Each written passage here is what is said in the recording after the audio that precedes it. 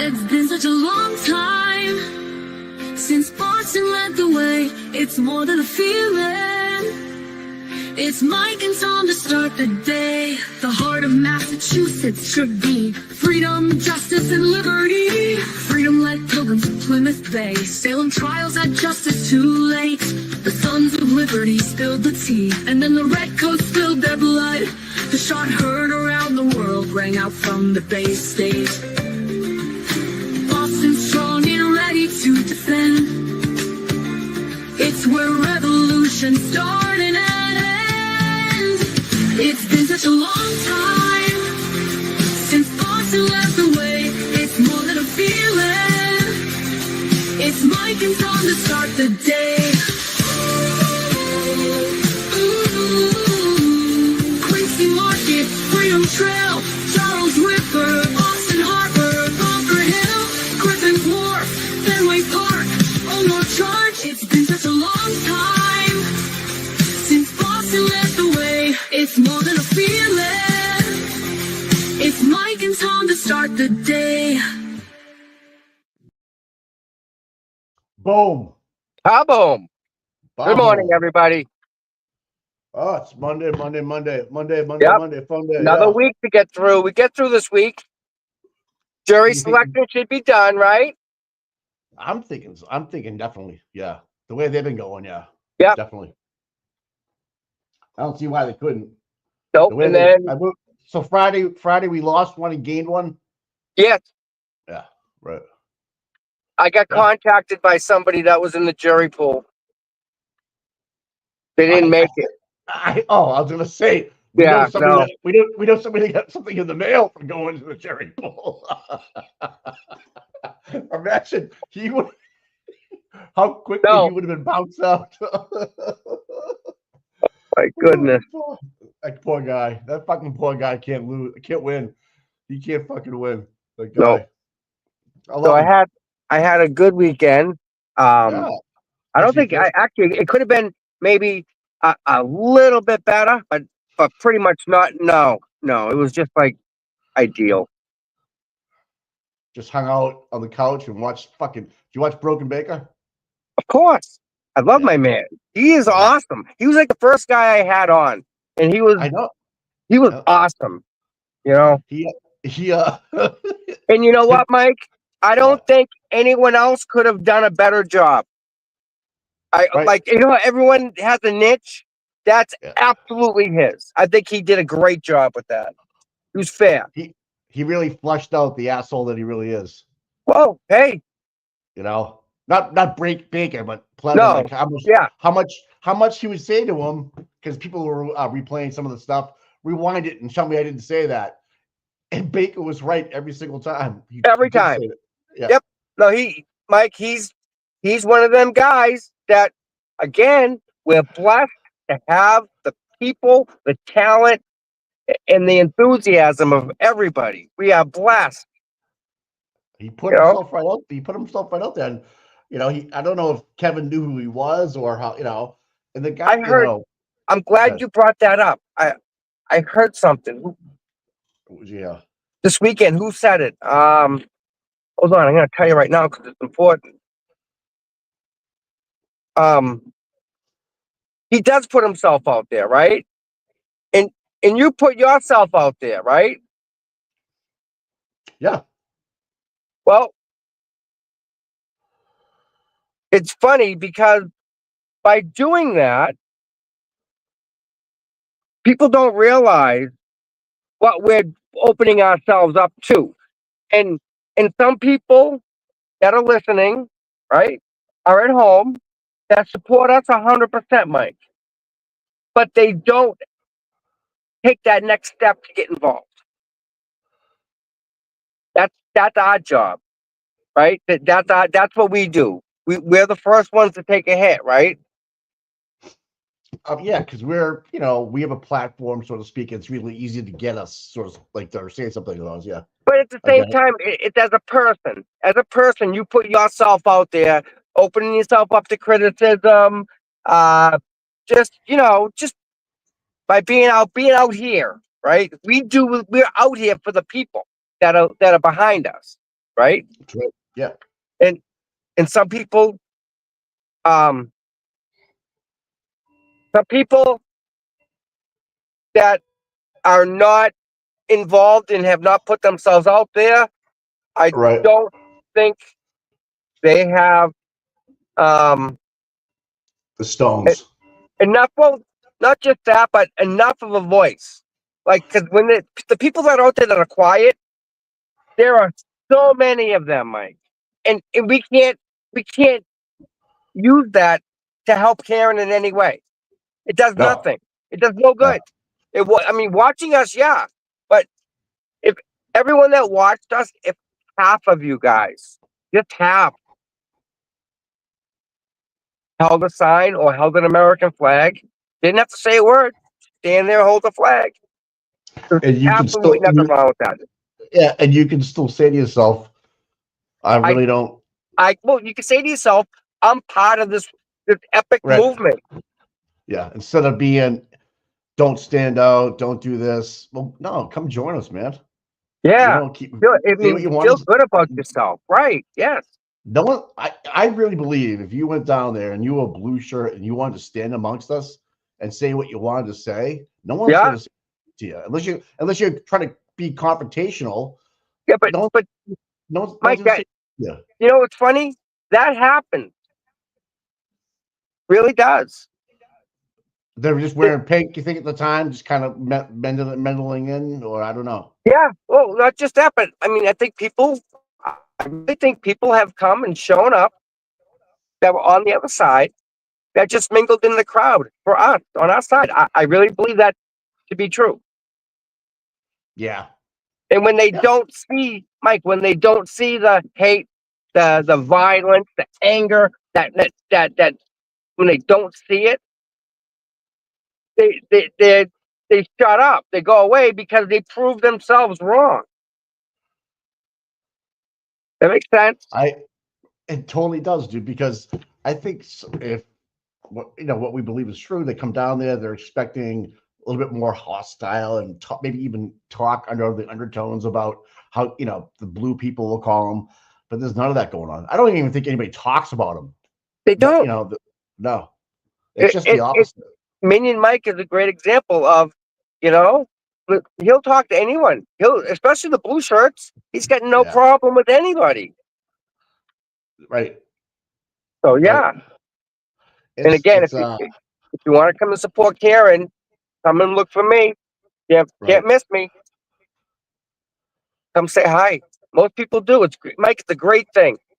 And It, every person that's came to a standout has left saying that they're so glad that they did it, oh yeah, no even if doubt. they do it Even for one day. You know, out of towners, man, I'm overwhelmed of what's going on. Like the people that you've talked to from Ohio and wherever they're Florida, from, some Tennessee. Carolina, like they're flying in from the Carolinas. We had a Yeah, couple in front of the Canton Police Department for the 24-hour one that flew in. They were going to visit their son too, but they made sure for one day that they were down there. They came and they sat with a protest from us from South yep, Carolina, and they were like, yep. "We're so glad we did this."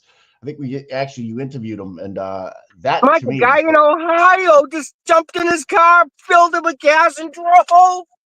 I peed in a bottle. Then stuff. I'm not gonna miss her. I'm not gonna miss her, and he did by like 2 minutes. Yeah, Yeah, but Mike, you that got type of support. Show me yeah. that support on the other side, Mike. See, the thing about that too, Tom, is the guys like that guy. Everybody he meets that's into Karen Reed, he'll talk about that time that he flew in or drove up and Yep. met and saw her and went there, and then went to Stoughton and then saw that happen, and he'll never forget that stuff. Just No, like it'll definitely spread. yeah, Absolutely, Mike. yeah, Absolutely agree with that. And I'm glad. Be honest with you, I'm glad that they actually did come and got that type of reception because that's how it's been from day one. That's a agreed. fair representation of what the free care read movement's about. Right, and it wasn't some Everybody's nice. whack job that showed up with a bullhorn and started screaming and obscenities that flew in and did anything like that. It's they come in and they show love. Everybody flies in and Yep. drives and shows love. They're not there to, yeah, I'm gonna go up there and just be a jerk to everybody and with a bullhorn and wave of the wrong flag and run around up there. It's all peaceful protests. People get it. And you know what? I'm so What? glad that I actually have everything on film, Mike, because we actually have the proof in the receipts that, Yeah. Yeah. No. We have I can think of 3 people in the last 3 months that have been up here in the cold. yeah, In the cold, in the yes, overcast.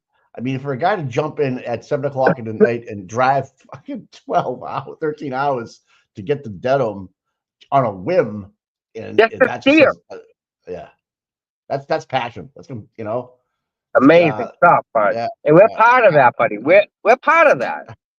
Well, when they say to you, "Oh yeah, I watched your show or I watch these shows," and I'm like, it's like, wow, and they know what's going on. They're not like, tell me what's going on. No, they're like, no, we know what's going on. That's why we're here. And they can't believe the one common denominator is they can't believe that she's even being brought up in charges. They can't I know. believe that the Commonwealth is going forward. Something like that. And they're like, my state and my, we'd never, this would never, blah, blah, blah. Judges are elected. This is, it just says crazy. Yeah. Well, 13 hours, 15 minutes, and he just missed him walking in. Yeah, good citizen. Yes. I got to give a shout out though to Mark Mendoza. Oh yeah, what's going on? I don't have an update to give you, but I think we will this week. Yeah, well, you're gonna get a ruling sometime this week on the buffer zone too, as well. Yeah. Interesting. Yeah, it's gonna be a good week. It's gonna be a good week. Yep. All right. Almost What's gonna blow us away this week, Mike?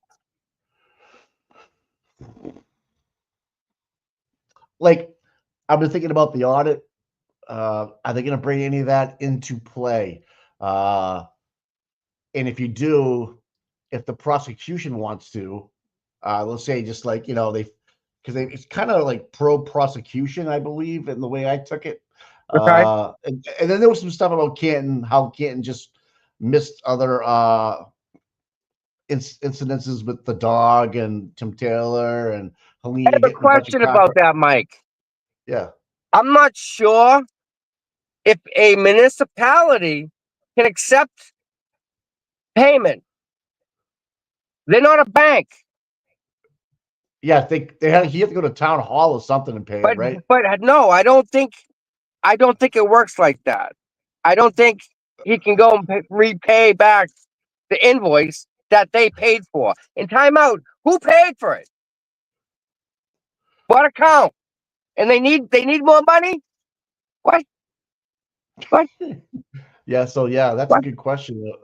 We should be when my dog died, it was devastating. My dog died in my arms. I picked the dog up, boom, flatline, done. Yeah, you told me that. It sucks. It was devastating. I went to Middleborough to have my dog cremated. Not cheap.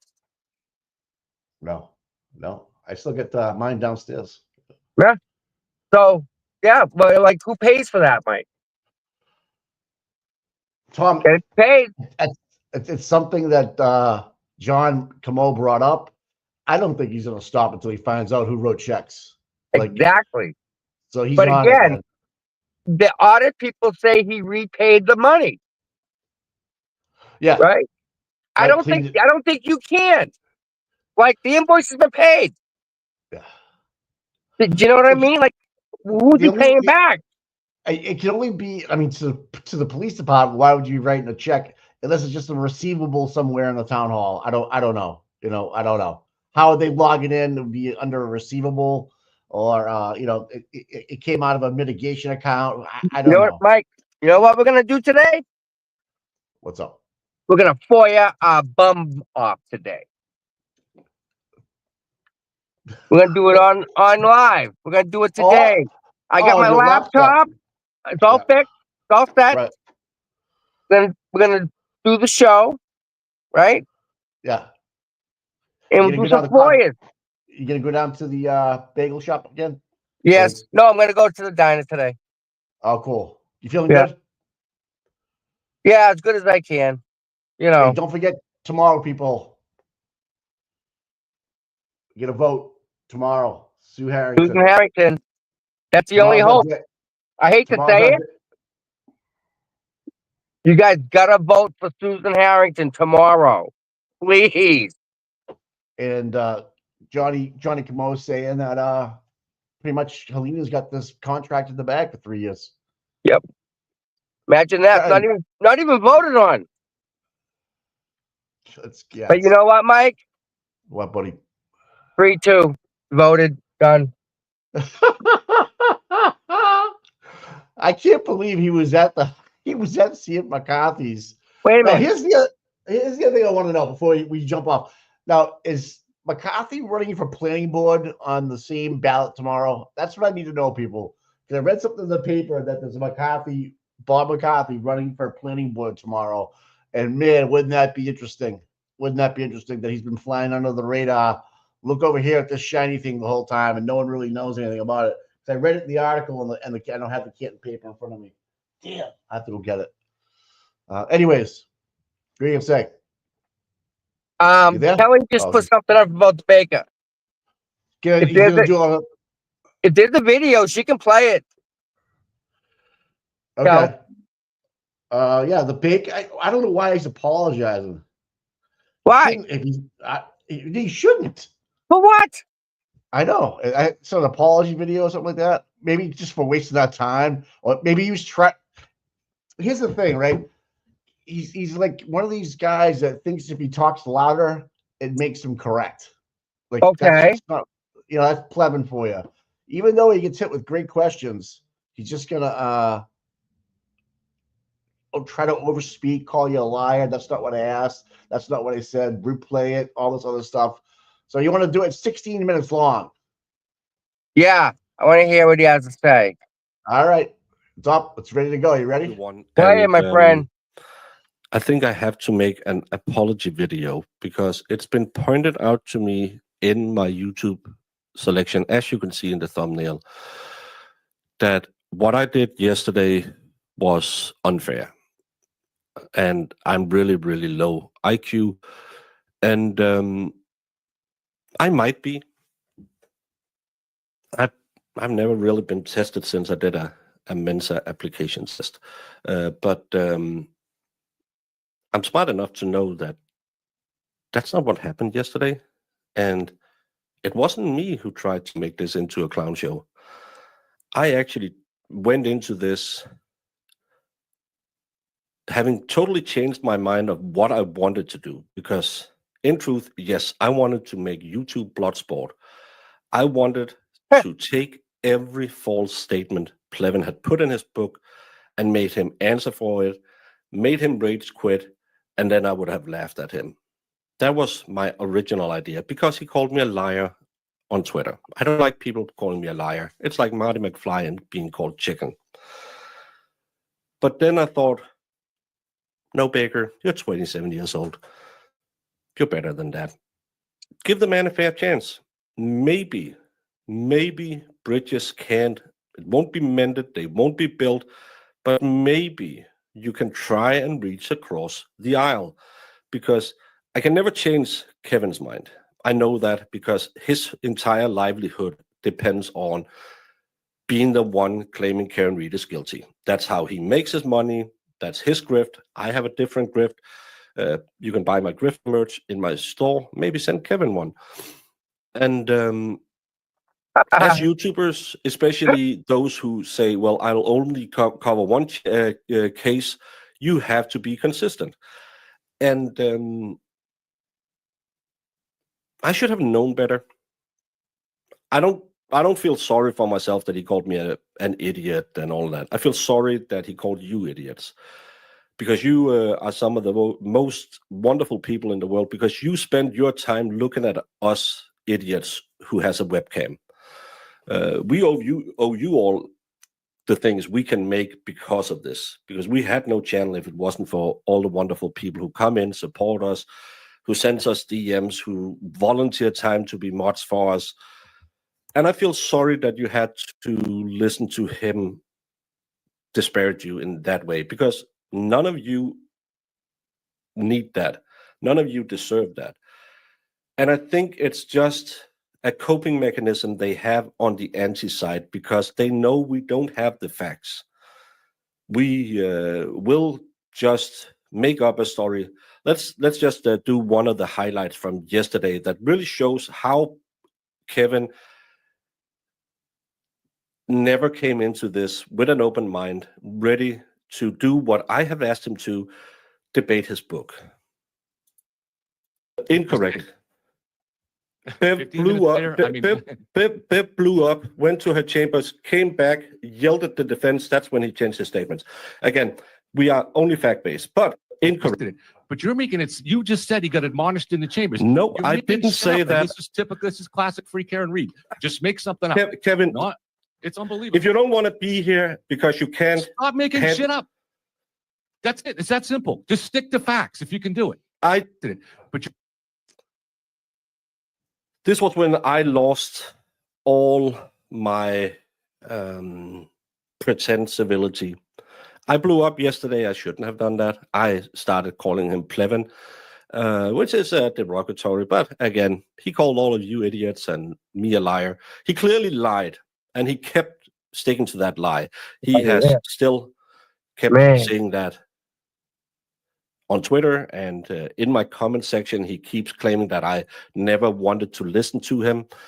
And for a guy who is so concerned about the truth and the mob mentality that he claims that the Free Can Read size has, it's funny. He goes into my comments saying something about non-human hair and library videos. I don't know why I should discuss this, because it has nothing to do with what the stream was about. But again, he just makes up all these strawmans.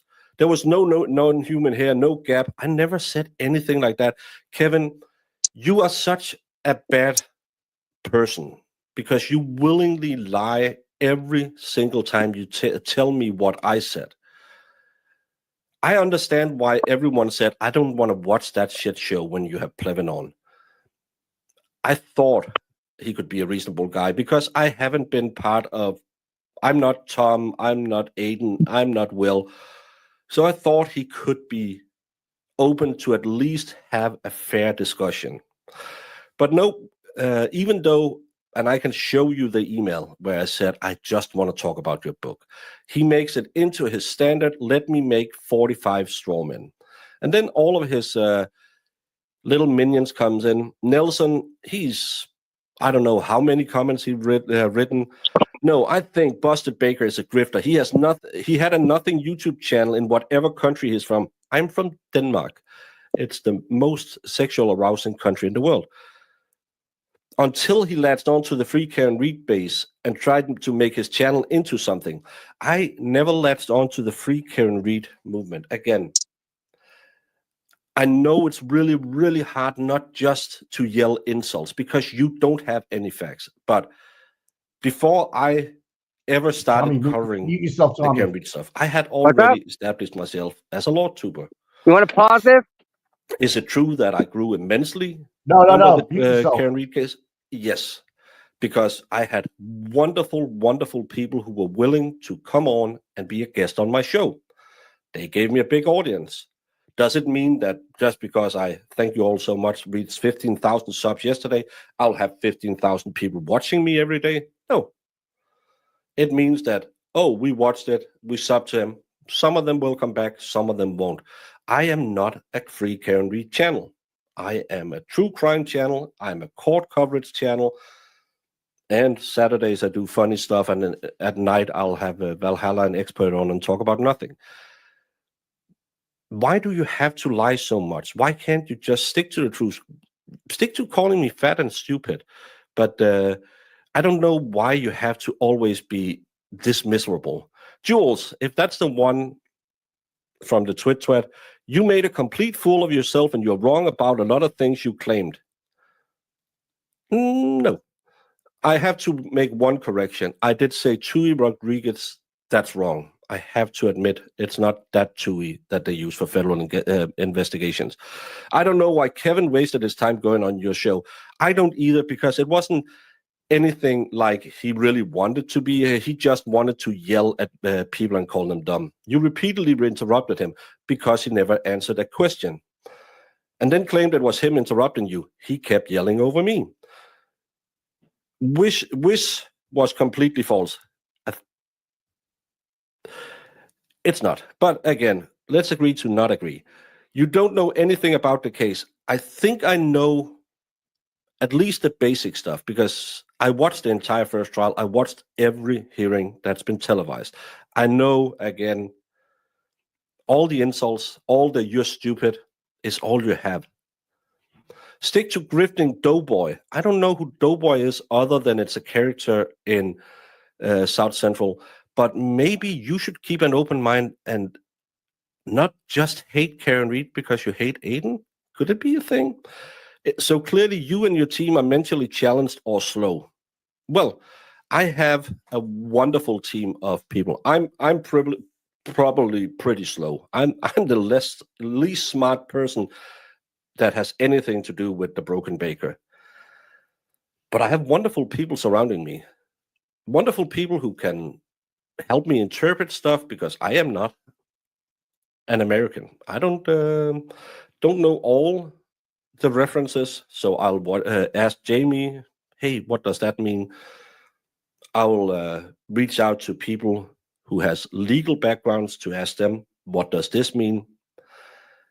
Because I know I don't know everything, but I know if I say something, it's to my best knowledge what I have found out through research and through conversations with people who are a lot smarter than me.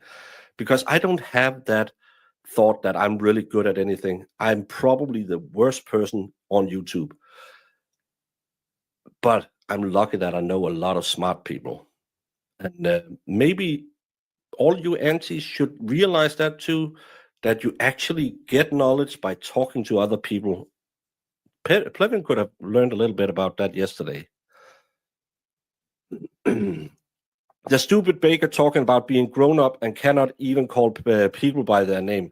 I'm sorry. After he had lied consistently and called my chat stupid, yeah, I called him Plevin. I shouldn't have done that. I should have been a bigger man, but he did get me heated. Baker is a condescending douche. Kevin, you're too good for this guy. I am a condescending douche because I feel like I wiped the floor with this guy yesterday. I thought you were 5 cans short of a six-pack before. Now it's the whole 6. You sounded like a true blue knucklehead. I don't know what that means. Do you even know anything about anything? Yes, I do know that to make bread rise, you have to make gluten because it'll capture the CO2 that comes from the yeast when it eats the sugar and then releases the CO2. And that's why you have to keep your temperature of your bread at around 37 degrees Celsius. Anything else you want to know? So I know something. These kindergarten insults, come on now. Wow, you live with Kevin. Your live with Kevin has over 6,000 views when you average is barely 1,000. What does this tell you? That you don't understand YouTube. When I do a 4-hour live stream covering a case, I will have a certain audience coming in who will watch the live trial. Maybe it's a good trial that has a lot of viewers. Maybe it's a smaller one that no one is interested in, and I have fewer viewers. I appreciate each and every one of you, except Zach. And having Kevin on was a really bad idea. That's what this number is telling me. Because if you had done just a smidge of research, you would know that I actually have done special Sunday screenings with guests for the last couple of weeks. My Andrea Burkhardt has, I believe, 15,000 views. What does this tell you? That Plevin isn't that big. No one comes for him. But everyone who watched, even the aunties, thank you so much for the support. Hate watching is still a view. Kate would smoke your boots. I would never talk to Kate because I don't know why I should do that. Broken Baker, you're dumber than a box of rocks. Sorry but true. I am, but I know smart people. This baker should stick to baking, should be put on a TSA list. I don't know why. You're a clown, bro. Don't call me bro, buddy. Look, it always get like 3 and 4 likes. Because free can read groupies are being paid by Turtle Boy. And I had to reply, when do I get my check? It's been 2 years. This is the thing they always try and do. Oh, you're just a Turtle Boy shill. I think if you go back and watch at my coverage, I've been pretty open about where I get my stance from, and it's actually not from Aiden, because Aiden has this weird tendency of streaming at 3 a.m. Danish time. So I don't watch him that much. Do you know you don't have to take walking orders from someone else? Because if you have a little bit of a critical mindset, you can make up your own mind. So thank you for all the comments. Every interaction on YouTube counts as a positive, even though it's from some people who probably don't know anything about anything, like me. Sorry to the chat that you had to sit through that. I didn't want to give him the pleasure of kicking him off the stream because he already cried on the Twit. He already made a stream crying about me. I think it did less views than mine. What does that tell you? It was an experiment. I thought it could work. I kind of expected it would go bad, but I hadn't expected he would be this bad. Kevin is hopefully just very mistaken in his way of approaching this whole YouTube business. Do I think he's doing it on purpose and he's this antagonistic because he's a bad guy? No. I think he's a grifter who found out I can make money just yelping Karen Reed is guilty. It's a grift. Social Blade says he's doing pretty well, but you shouldn't call people stupid. You shouldn't call my chat stupid. If I'd been on your chat and they were sitting there, I would have ignored them. That's what grown-ups do. Kevin, you are possibly the worst person I've ever talked to online. You're probably the worst guest. Well, you are the worst guest I ever had. You are condescending. You're demeaning. You act like you're 5 years old. You owe my chat an apology. Don't owe me anything because I'm gonna grift the shit out of your idiocy. And thank you for that. You made my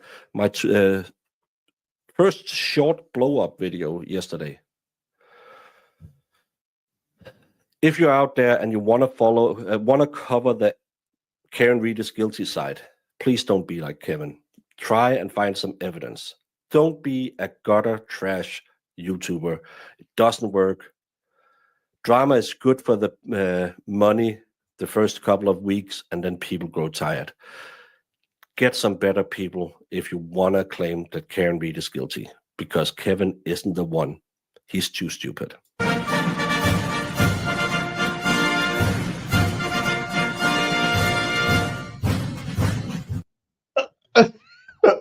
Well done. Well done. Tommy, can you remove the Yeah, can you remove I can't that? get rid of the baker. I don't have that. I don't. Wait a minute. I can. Hold on. All right. Boom. There, yeah. Fixed. Yeah. Karen Yeah, just showed up. Karen showed up. Yeah, and the troopers get out of their cars today. 1, 2, 3 people are out. Wow. Yep. And the rest of the crew all walk down the street. Walk down the street where?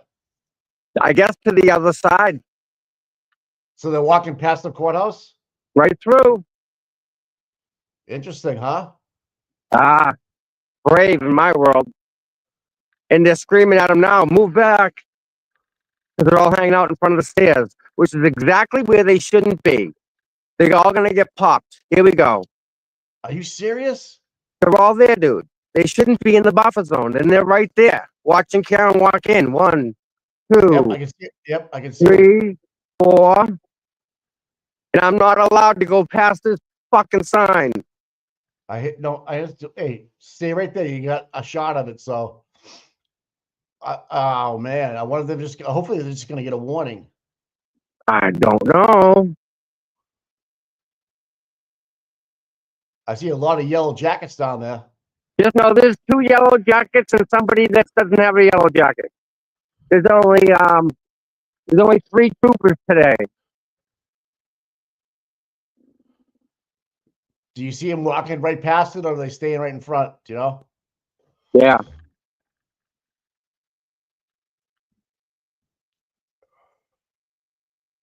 Now they're pointing at me. Now Why they're they pointing pointing at at you? them.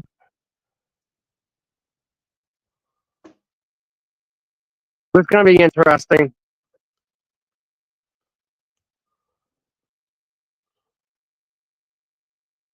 Are they not? Are they not moving? Or are they standing there? I don't know. Can't tell, huh? I don't know. I think they're at the intersection. Maybe they just want to get to the other side, so to speak. Yeah. Yeah.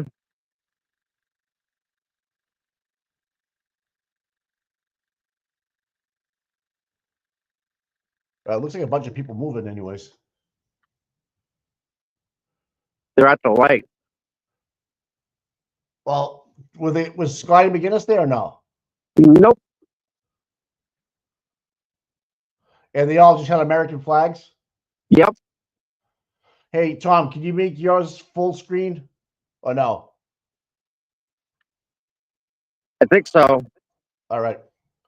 How There you about go. that? Perfect. Well, you got me missing, but other than that, it's good. That's the layout. I can't mess with it much, but here they come backward. Can you put me up on the screen or no? What's up? Can you put me up on the screen? Yep, Small? looking All right. layout. Oh, so they're coming back now too. Good, you get to talk. How's to them. that? That's perfect. Dog bomb, pipe it. I can't see the comments, so I'm sorry, everybody. Yeah, that's good, buddy. I caught that one. Yeah, you're welcome, Karen, for letting me on. Know that. That's a good way to do it. Yeah. Well, here they come. Yep. So no bracelets. Huh? No one got any bracelets on them. It looks like. Nothing. Yep. Because I wasn't there. If I was there, forget it. Different story Yeah. altogether. They would have picked you right out. Oh, you're coming with us Yeah. today. Well, hey, the other thing is though, Tom, is that like you got the suit going and stuff. Maybe that would be you could use that as like a retaliation sort of thing. Counterproductive though at the same time. Yeah, yeah. You don't want to take away from what we're there for. Yeah, hit that smash and like, people. Come on, we need you. We need you. Oh gosh. You guys are brave. Wow. No American flag. No, I can have American, but I can't have No the blue. What else did he say? God bless her. Yeah, he screamed at us, actually. What did he say? Funny for- Wait till she gets in the, Courthouse. Wow. Well, I'm glad that nothing bad happened. Thank God. We don't need that, right? No. Thank you for coming out. Thank you very much. Bye. I'm surprised you didn't get locked up, Allison. They know who you are. Yeah. that's who I am.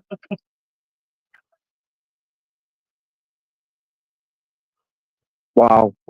Everybody's heading out now. Once they saw Karen in the wind, they're gonna head. Yeah. Yeah. I'm gonna head to the diner. Oh, Yeah. Jesus Christ, man. Getting yelled at. There's the paddy wagon. Yep. Not today. Freedom. This is crazy. I can't. Yeah. I hope we hear from the federal government today. You know, Oh, Daisy, look out. is that a biker? Is that a cop on a bike? Biker. The bike. Bike. Jesus Christ, man. On a bike. And they were still yelled at. Just, you can't have pink. And the good news, Mike, I got primo parking again. Right in front there. Right in front. I'm so glad I got that spot. Thanks, man. You know, it's cold out, man.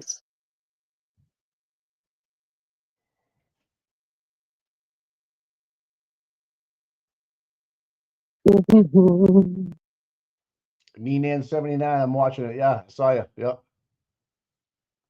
So Yeah. the audit meeting, Oh, was that not something, Mike?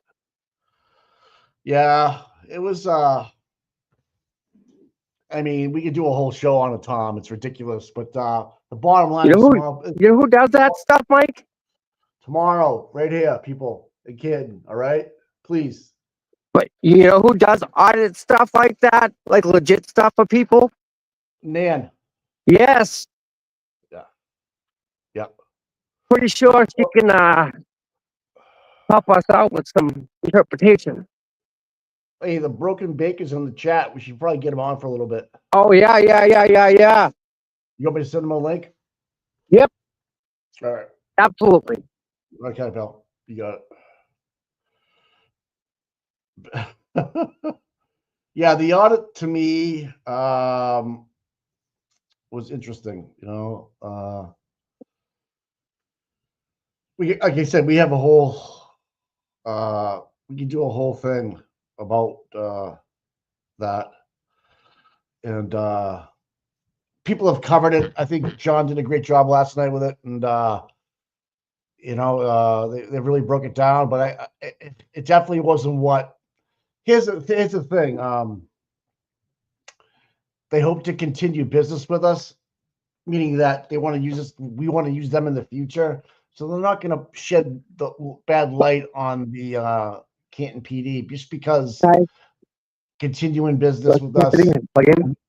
We do it again next year. Things of that nature. I just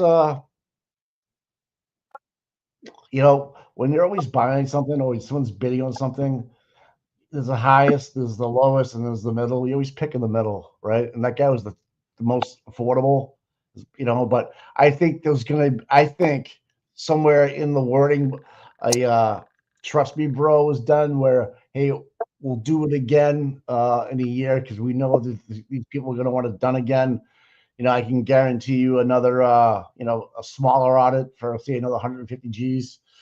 I don't know. Just the way once you get a relationship going with an audit company, and anybody that does auditing probably knows this is that depending on what you're looking for and who you're doing it for, you always want to be in the best light of whoever's writing the check because they're going to write another right, especially in municipality, right?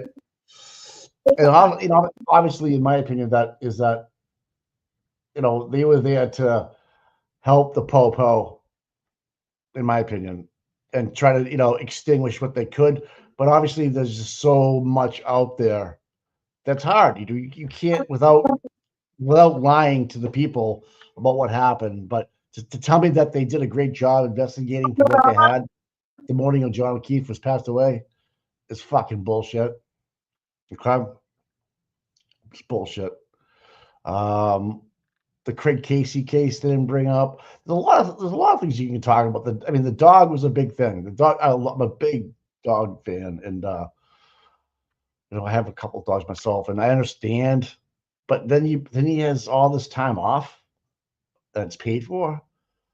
And then he pays back the $700 to get his car detailed, allegedly. Who do you like? Good, you know, good point is that you should, you know, you should check checks and balances for that. They said, the double, what happened?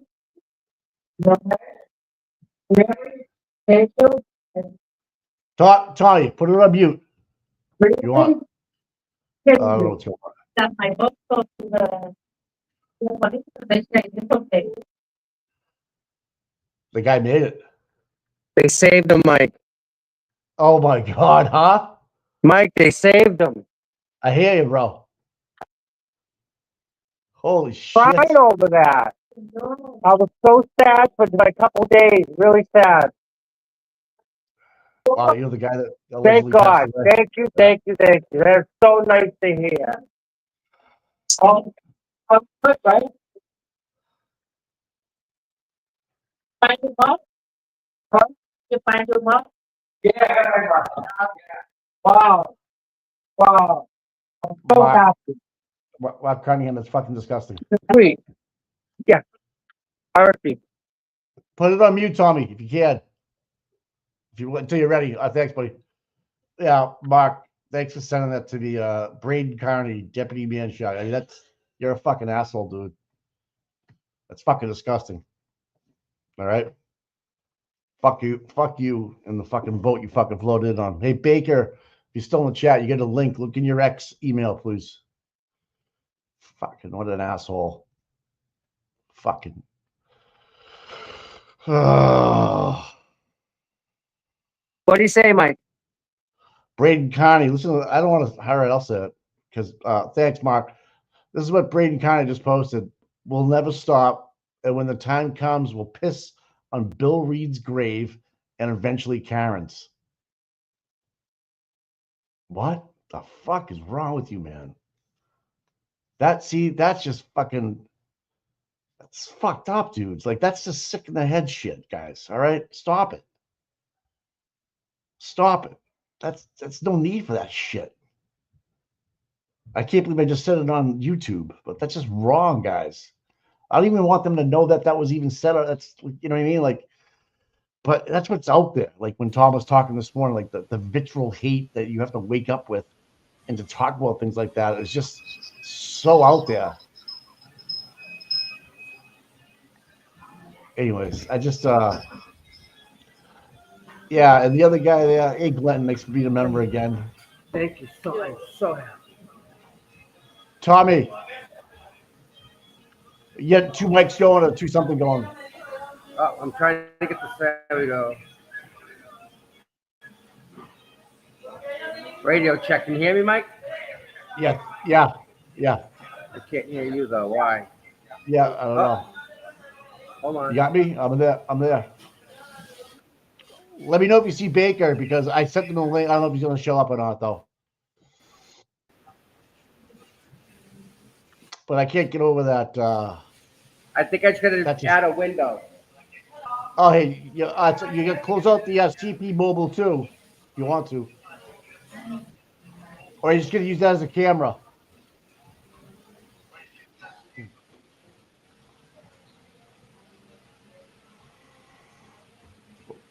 Yeah, I'm pretty pissed that Duke lost, by the way, just so you know.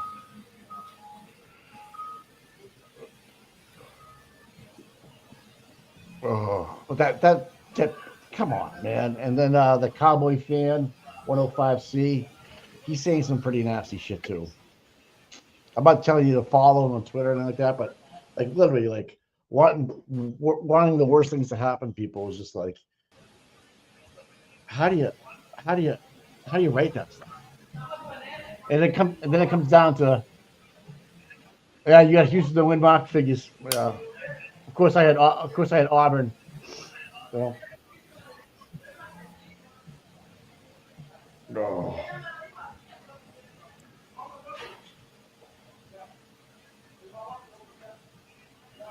Hey, Baker, what's going on, brother? Well, I'm fighting a terrible cold, and I was actually in bed to try and get some sleep before my stream. But you said, "Come on," and then I could do that. Yeah. Tommy, on yours is a lot of back noise, a lot of background noise on yours. All right. I'm trying to fix that right now. All right, pal. We just wanted to have you played your video, Baker. Yeah, I said in the chat, and I didn't want to say anything because when you say "Hey," everyone starts saying "Hey," so I just wanted it to play. Why am I always tilting my head, and my head is really crooked? I don't know. Probably because I'm an idiot. Stop calling yourself an idiot, dude.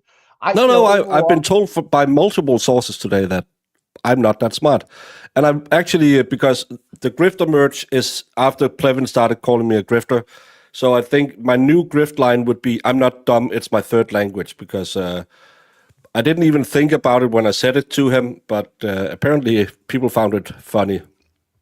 I actually did too, man. That was good. It was good. I think so. I was watching your stream and I'm listening to like what you'd say and how he would instantly try to just be louder and try to talk over you, which is just it's an indication that he's caught off guard. He doesn't want to answer it. He wants to try to make you look foolish. Doesn't by talk just because you talk louder than somebody doesn't make you right or wrong. Just I had a long discussion with my mods because I read that rag he calls a book, and I've been vocal about it on Twitter that it's horrible. It's the worst book I've ever. And I actually read the book by the German painter, Austrian painter, and that's a really bad book. This one is just he uses words that I don't think he knows what means. He talks about how being Black Irish is kind of a sentiment.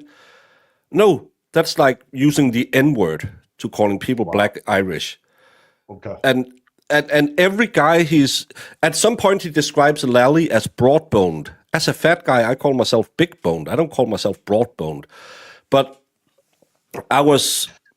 we were making fun and said, well, I should have him on and talk about the book because we tried to reach out to him to get the permission so I could read, because there's certain there's different copyright restrictions on books than there is on and I really wanted to read large parts of it because it's unreadable, but it's really easy to make fun of. So we reached out, and I have a very nice mod who will write emails for me because, as I stated multiple times, I'm dyslexic. It's my third language, and there's a very big difference in culture between America and Denmark. So I'm so lucky I have a mod who says, okay, I'll read it. I'll write it for you. And she might have fluffed it a little bit about, we're going to give it a praise and blah, blah, blah. But she clearly states, on behalf of Broken Baker. And then he goes on Twitter and says, I found out it was you from the instance. Yeah, because it states in the email that it was on behalf of me. And then he went on Twitter and started calling me a liar and doing his normal stick. And I thought, well, F it, I'll have him on and we'll do blood sports. If you're not familiar with YouTube blood sports, it's just shouting matches where you call the other one the worst name in the book. But then I was I was at a birthday with my niece and I was sitting there thinking, that wouldn't help any of us. I would get some super chats and it'll be fine. And I could just say, well, he's an idiot, but it wouldn't be good. So I thought, no, let's do it the correct way. I had like 14 questions prepared about why he chose the print he did, because the front page doesn't scream Karen Reed in any way. If he had because he constantly talks about we, so who is this we? Does he have a team? Or I wanted to know if he had legal consultants on it, because he clearly don't understand the law that he claims is the law that they has to follow. But we didn't even get to that. In the green room, he demanded that if I asked a question, he could ask one back. And it's all the bullshit about, what about the non-human hair? I don't care about the hair. It was her daily driver. It could be anyone who is related to Peck. It has nothing to do with anything. Right. But you know how he is. I would rather talk to Doink than I would talk to Plevin again. Because Doink, at least, he tries to... I think he's more of a fool than he's evil. I think Plevin is just an evil guy who will try and hurt everyone around him so he can step on them in his dream for success. I actually think that. That's what I felt. That's what I saw. That's what I saw. That's what I felt. And I felt like you were trying to always circle back to like, no, I didn't lie. and then you did a great job by yesterday. People were going back and putting clips on about what you actually asked him, which was the question, and he was saying, that's not what you asked me, and it was what you asked him, but he didn't want to answer it. Like, No. And then you apologize to the Tui Rodriguez. That's for the jury to be downstairs to try one more time. The Tui part you had right. Yeah. So you know, yeah. Yeah, So it's two, I think it's Tui Adams or Tui Albert or something like that. But yeah. Yeah, that's like, little things. But, you didn't even really get a chance to talk about the book. Like, you guys it was like, you started getting into Karen Reed facts, like, what's this going to happen? Why is this? It's like, that's not what this was supposed to be out. So it kind of went off script. And then it was like, game on. You were like, just game on, Plevin. I'm not going to let you take me down on my own, or try to take me down on my own channel, which was his goal from the rip, dude. He was never going to follow the guidelines. Because he knew if we got into the book, he would lose it. Yes. He keeps claiming in the book that it happened Saturday night. That's when Chris Albert's daughter was driving around picking drunk people up. Everyone who saw the first trial knows that's not true. It was Friday night. Well, technically it's Saturday night because no, you would call that Saturday morning. You wouldn't call it Saturday. There's no way you could ever call it Saturday night. And then he claims they traveled to Aruba in January. And I'm not smart. I've said that a lot of times. I did get accepted into a pretrial at Mensa, but no, that's not here nor there. They have the most boring parties in the world because all of them are professors. But if I don't, I might be mistaken, but if they traveled to Aruba in January, how could Karen Reed get angry at John O'Keefe on New Year's Eve? It's one of those small things that when you read it, it just instantly says you didn't do any effing research and you didn't have anyone who read your book and half of it seems like, when you had to do a paper in school and you were like, I'll come back and write the ending. And then he just never came back and wrote the ending on most chapters. He talks about colon, and then he goes into talking about GPS, and then he talks about the Lizzie Borden case, and then he talks about his struggles with having friends who turned their back on him when he became anti-Karen Reed, and they really, really wanted to join him on the anti-Karen Reed, but they were afraid of Turtle Boy, and that's why they didn't do it. Dave, Matt, whatever his name is, and Dave McGrath. Yeah, Dave McGrath. Yeah, and some lady who spun off and made their own, but they really because they were just afraid of the mob. That's why they did it. And then he claims that Mike Crawford tried to go anti-Karen Reed, but he was forced to not do it by Aiden when Aiden was in prison. And Mike, when he found out, he said, that's not true. There's so many misstatements. There's so many mistakes. No one should ever read this book. No one should ever read this book. It's the worst book in the world, but it's so funny because it's so poorly written. And he claims I love the people who came in and said, well, you have never written a book. I actually have. You can buy it on my Buy Me a Coffee. I think I charge $1. It's a kid's book about not making drama on YouTube. Funny, my big break came from making drama on YouTube. So, and he got butt dials from Higgins, which is probably a big problem because why is he talking to witnesses in the case? I hope they didn't talk about the case.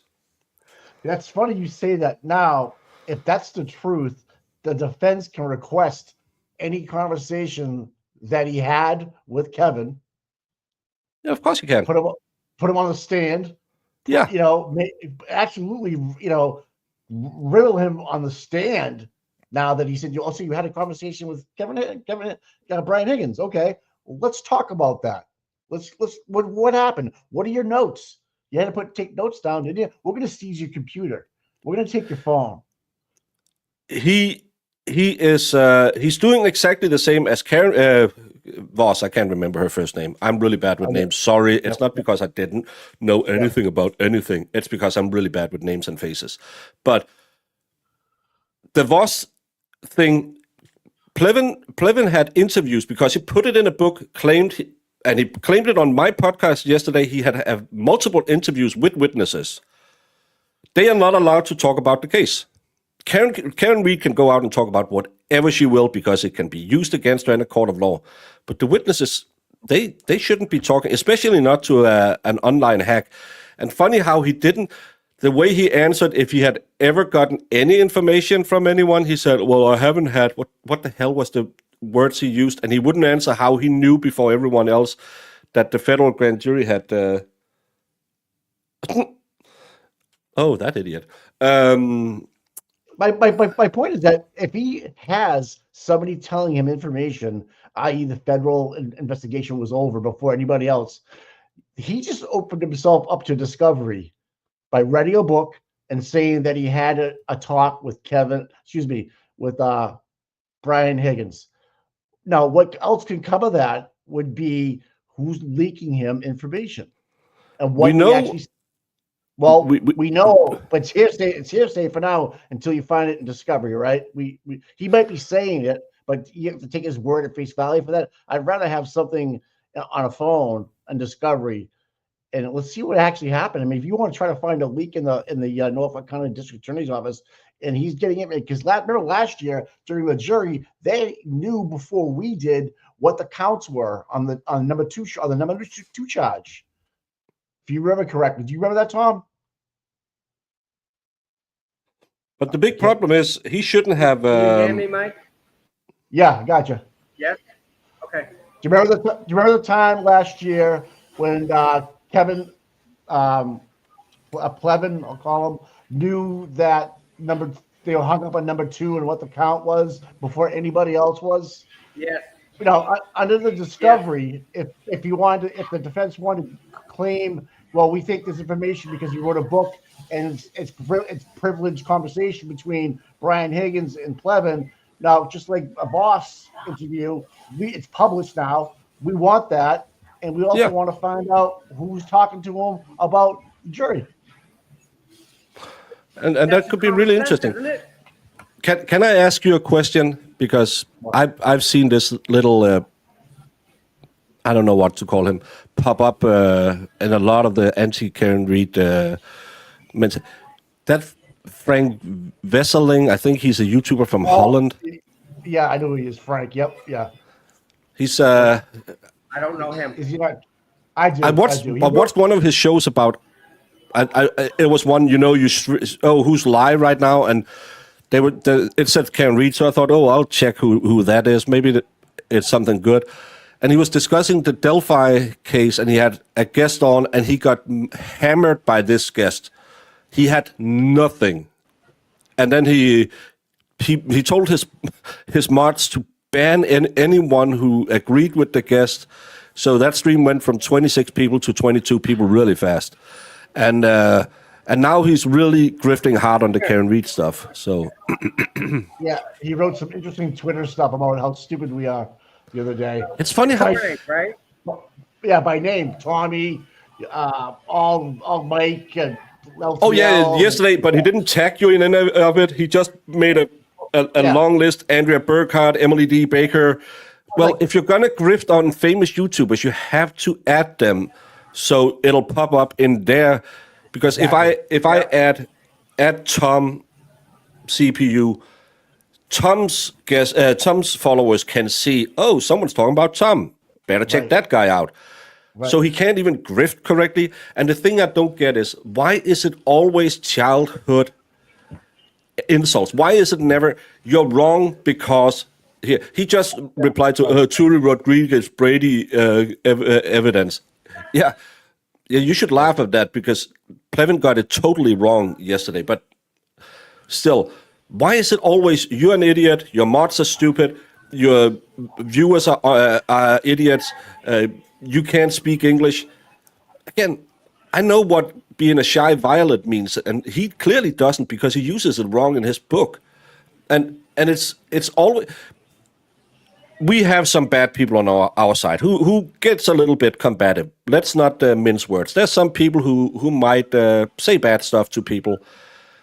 But tell me one YouTuber or content creator, whatever the hell we are called, who goes out of their way constantly shitting on everyone else.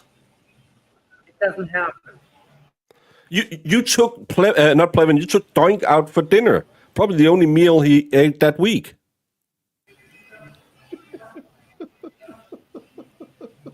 Did you guys get a doggy bag to go? No, but I know some people said, and I had a lot of people write me, why would you ever talk to Plevin? Because maybe you can change you can't change his mind, but you could maybe change Dory's mind, who's new to the case and just got in through Plevin and thought, oh, he makes a lot of sense because he constantly says, bros, it's logic. If you think about it, it's logic. Don't look at all the other evidence. I am a 30-year bartender. I can make a killer martini. That's why I'm really good at this. And I have sources. He has secret FBI sources. He has contacts in the MSP. He has contact in the CPD. All of this in his book. He claims that the DOJ is corrupt. He claims that he has special access to DEA. And who's the only person besides people in the case, Aiden and Mike Crawford, and I believe he mentions LTL by name as well, who's the only other guy who gets mentioned constantly. Seamus McDougall. He's based an entire book on Shaun of the Gulf. You know, before you get into that, Baker, I have to say, I don't think there's anyone else in the movement that could have done a better job showing the world and the other side who Plevin really is. And if they have enough common sense to tie their shoes, they'll see exactly what the rest of us see. They revert right back to a personal attack, childhood stuff. They don't have the ability to have a discussion to say, I disagree with you. I sat over there and talked to Grant for an hour and a half. We disagreed on everything. Yeah, but you're grown-ups. You can do that. Maybe. Does it matter? Absolutely not. Right. I got a world of shit for putting him on my show. But I showed the world who he was and what the other side has. Nothing. Zero. But again, when that was with Grant, you with Plevin was perfect because I don't think anyone else has or would have the ability to not take it personal, but come at him back with facts and not fall into that you're a jerk, well yeah, you're an asshole, that type of thing. You just kept it fact-based and it was amazing. So great job. Well, you try. Yeah. I think you tried as hard as you could to keep it civil. You really did, bro. You gave him 10 chances to go. Let's go back and try this. Go back and try this. Go back and try that. He wouldn't, and I knew you were. I knew it was fucked from there. He was playing fuck around and find out what And you were the better man. Trust me, you were. That's how everybody saw it. Don't think you did anything stupid. You tried. Here's my thoughts, though. Do you think he'd be a better interview if a female was to interview him? As opposed to two males. I think that's another thing I've noticed. A lot of that movement is very misogynistic, and it seems like they're not fond of people who are not Americans, or maybe one of the comments today is ragging on middle-aged white women. Plevin talks about black Irish people. Another one comes in and said, well, she only get it because she's not black. It's always all of this BS. And I know I'm only disappointed in myself yesterday that I lost my temper and I really had promised myself not to call him Plevin. That's the only thing I promised myself because I knew it would be a shit show. We made it 2.5 minutes with my intro before he started derailing the show. He had the only thing he needed was me to kick him off the channel so he could go start up a dual stream and say, see, they can't handle my truth. Absolutely. Let me tell you something. When you stated we can disagree on facts. No, we can't disagree on facts because facts are facts. Yeah, you're right. That doesn't make any sense.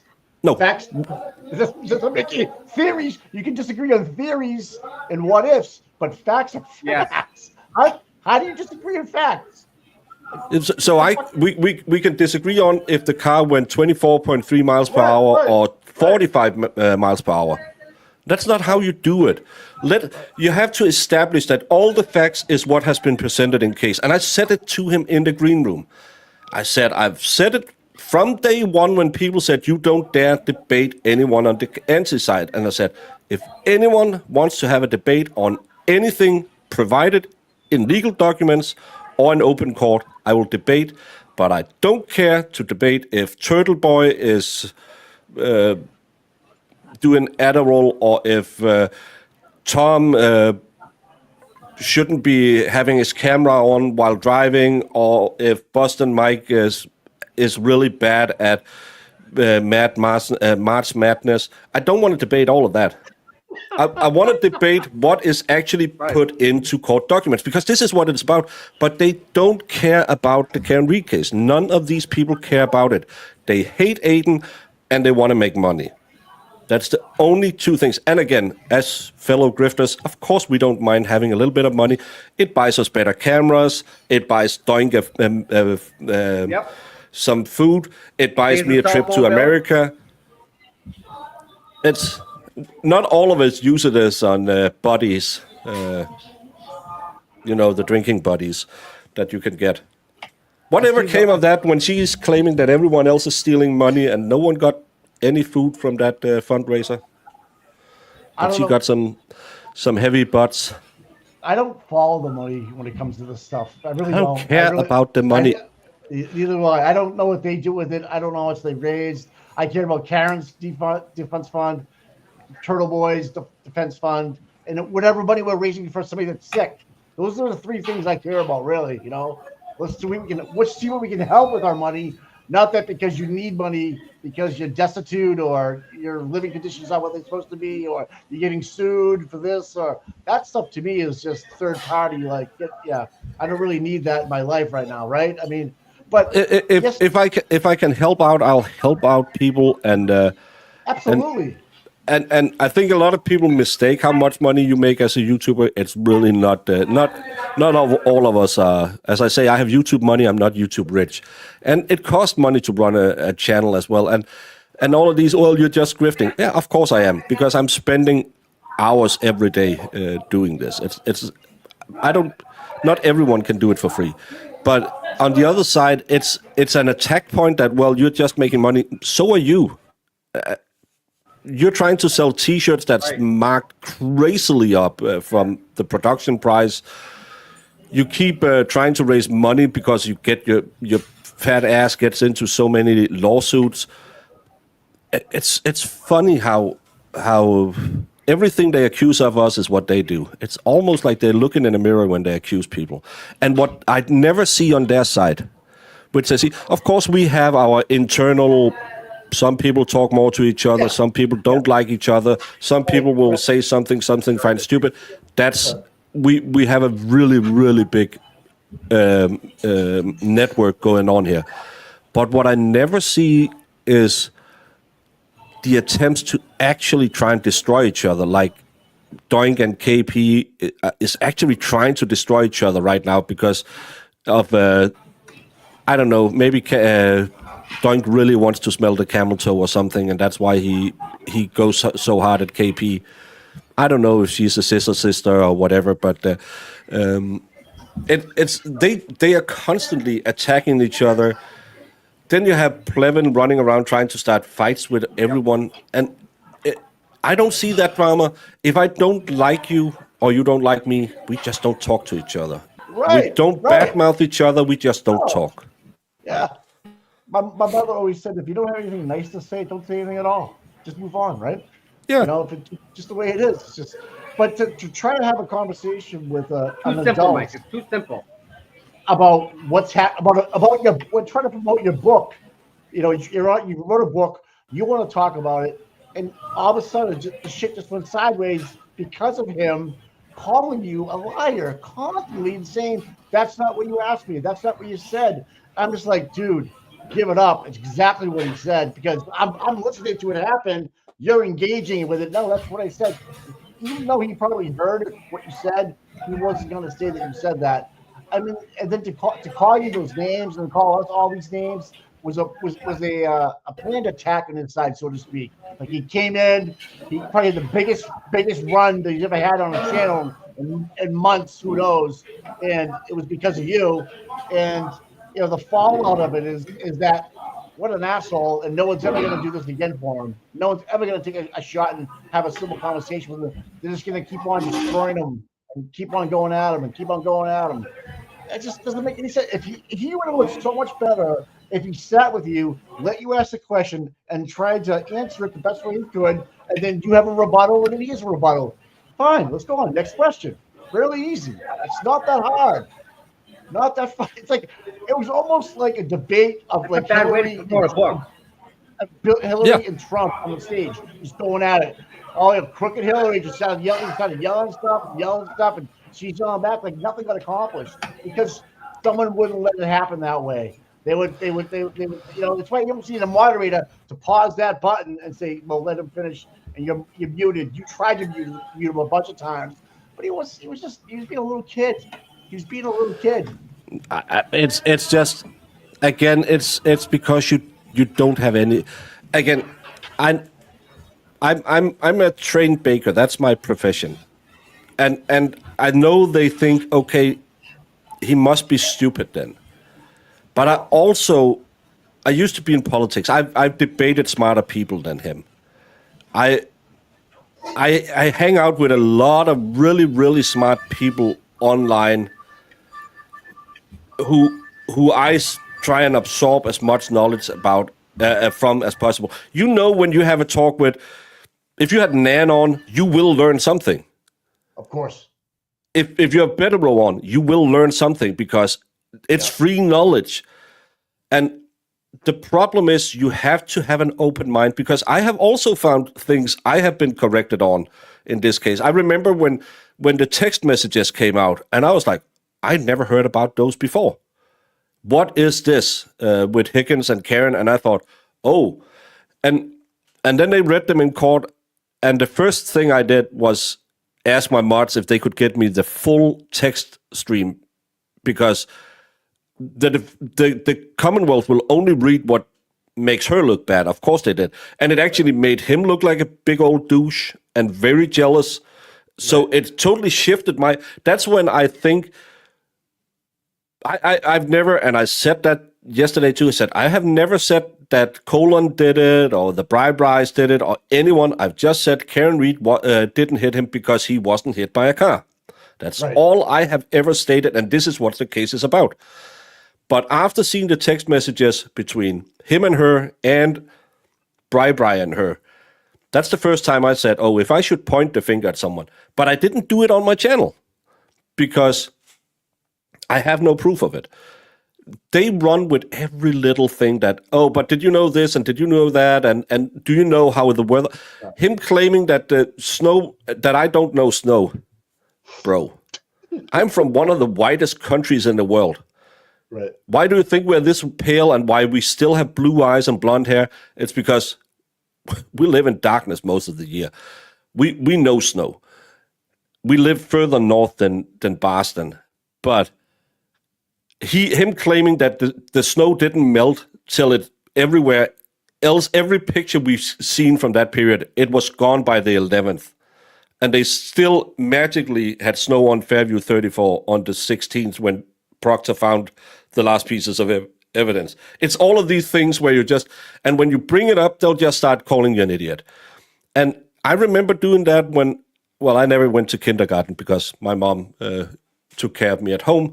But when I went to school and I really wanted, that fake 9/11, 1911 that we had back when you could still have pew-pews in school. I really wanted that because it had the soccer cup that you could shoot at everyone else. Really wanted that. And then there was this guy who also really wanted it. So I probably called him a poopy face or something like that, because that's a really good argument when you're 5 years old.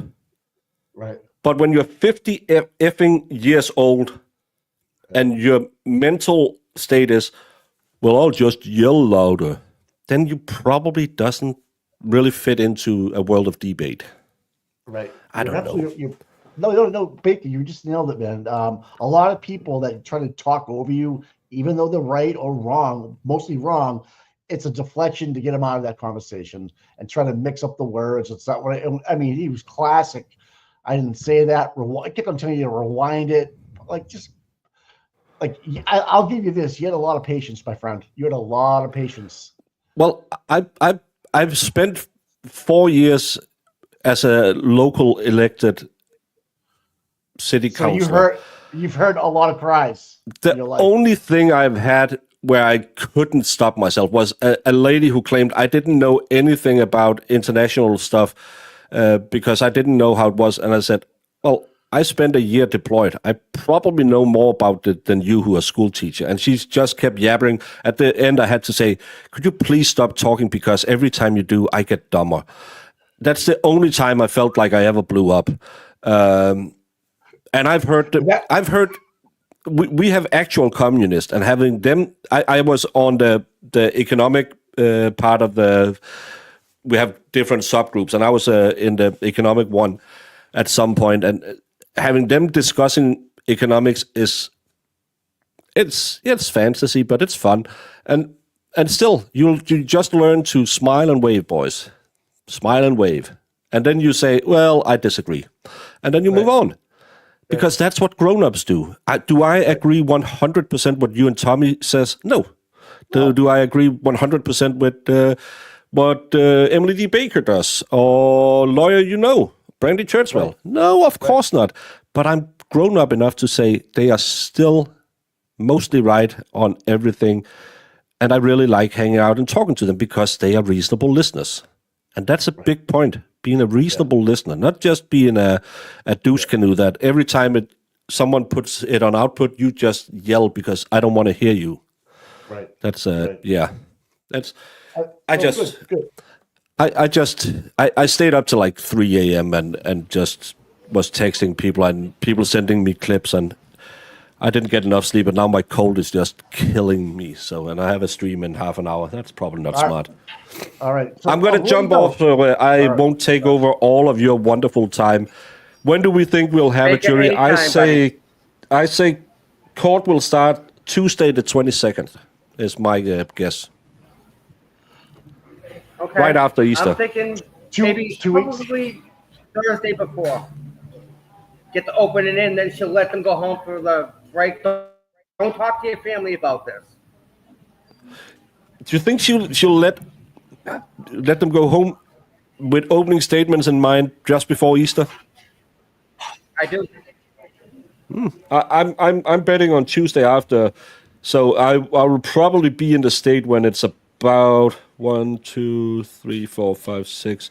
Yeah, it'll still be I was in the state last year when Jan happened, and I was sitting because I stopped smoking some years back, and on vacation you can smoke. So I was sitting with Newports and a beer on the experts terrace at 9 in the morning and just heard Jan, and I thought, what the hell's going on? Thank you so much, Jamie and Marissa, for taking that one for me. Ripping a Newport. I fucking love it too. That's the best line ever. Ripping a Newport. Love it. Yeah, we can. How was it? Was it good? Oh, we can't have mentals in Denmark. What's so good? So that was well, talking about. I got the full experience because at some point I did drink an old E and smoke a Newport at the same time. So it was like watching Boys in the Hood. Oh, I remember that show. You kill me, dude. You kill me. So you're gonna be out here in a couple of weeks. We're gonna hook up. Bailey B. We're gonna figure a way to see you, my friend. We gotta go down to Tennessee. I'm just Bailey B says Melanie, LTL, and the Young Jerks are the biggest grifter online. Get a job that pays your bill, losers. Hey, I'm the only one who has certified grifter merch. Get it at the Broken Baker Grift Store at Spring. I think it's just spring.com now. I'm certified. I did the grift. Me and Brother Counselor are the only ones who did the certified grift test. Me and Brother Counselor are the only two YouTubers who are certified grifters, and I am the only one who sell grifting merch. So Gotta have to figure a way Melanie- to cheat that test. no, Bailey, you better come at me with some better stuff than that, because I am honest about my grifting. Yeah, I might even get a tattoo. Says grift on it. I don't know where. I have running out of space to put it. Well, I look forward to talking to you soon. I really do. Well, next time I'll try Thank and you for be. taking the hit on the interview with Clevin. Thanks for doing that for us. It was Hey, good. what can I say? I got 6,000 views. I reached 15,000 subscribers, and I got You're rich. my first ever short that reached 1,000 views within, I think, an hour. So I broke all my own records yesterday. So There you go, friend. and I'll bet you I contributed to 0 sales of Plevin's book. So that's the. I think I was the winner. And as my dear friends in Sweden, who I don't like, says, the winner takes it all. Plevin stands to fall, crying like a B-word, because he can't do the grift. The winner takes it all. Plevin is. See that? What the fuck? Oh, you gotta be singing that now. Oh my god. Hey, he's funny motherfucker, man. I love him. my God. He's so good, isn't he? No, yeah, he is, dude. Are we gonna put the cord on? What do you want to do? Yeah, I've been watching it. It's with a fan, dude. It's just a fan. All right. Oh god, he kills me. Legit kills me. But again, right? Of all people to do that interview, he's the guy.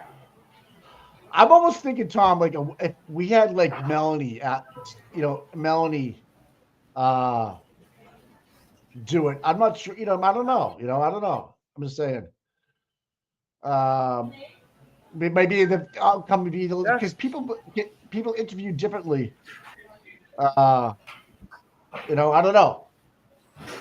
I just sent Nan an invitation. I sent Eve True Crime. Okay. I don't know if you want to come up. Yeah. But there we go. I'm trying to present this as there it is. Okay. Yeah. It's just a Lauren, fan spinning, guys. Lauren Crime again. And she's gonna do the same thing.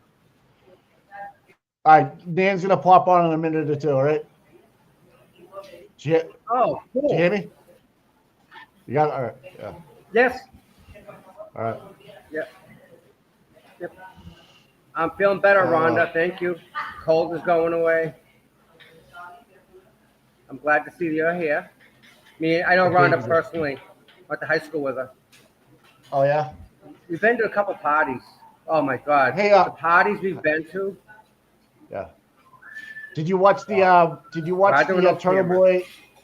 Did you watch the Turtle Boy quiz show the other night? Yes. Did you watch it? That was good. Some good questions. I did. Yeah. I think I won that night.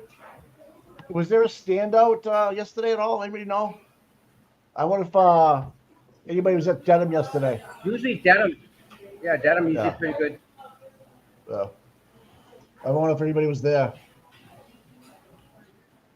No. Amy, yes. So True Crime, yeah. Yeah, we do. We all love Nan. Remember I said when she first came on, you're the new bedrock. Eve, check your X email. Was that?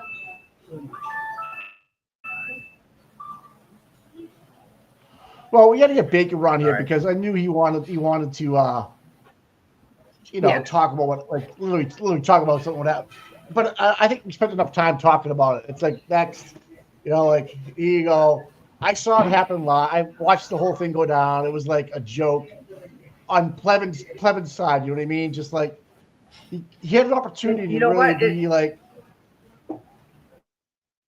You knew what you're going to get with Plevin, right? Right when he started his, Yep. Yep. Yeah. I felt bad. I saw that because I've argued with people. I've tried to talk to people like that, and the best thing you can do is just be quiet, and it takes the fight out of the dog, so to speak. But when you're running the show or trying to get a cast going, you got to actually ask questions. And every single question that Baker asked them, there was a problem with it.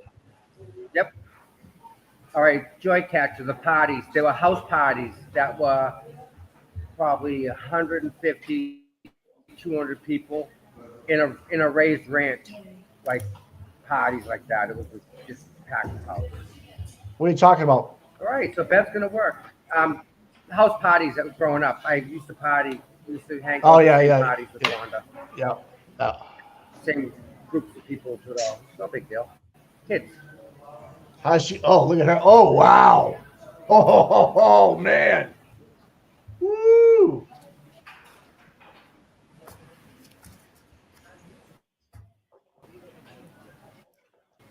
Tommy, she looks banged up. She doesn't look happy.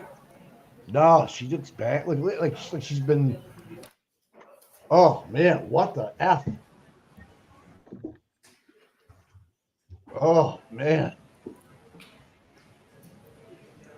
But listen, that's what's stress right there. It's on her face. Yeah, yeah, yep. I would imagine we have the Turok deal Turok trial still going on today, right? Yeah, today's doesn't look good at all. Yes, it's still going. She looks like she looks pissed today. I think I have somebody needing help at the courthouse with an ambulance. I think that was on my bingo card.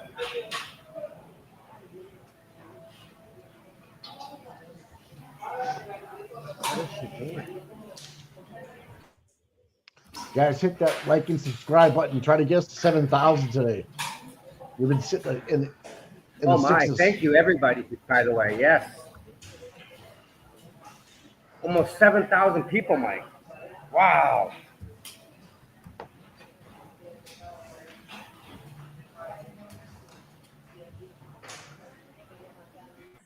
Yes, Bev Dyes are here.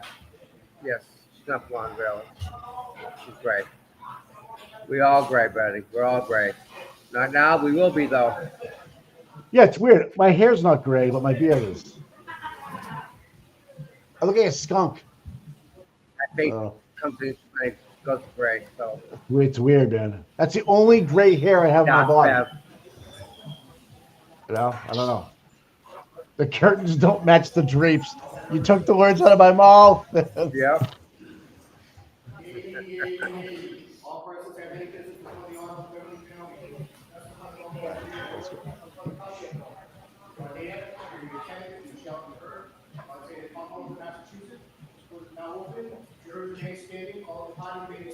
Jurors, can you raise your right hand, please?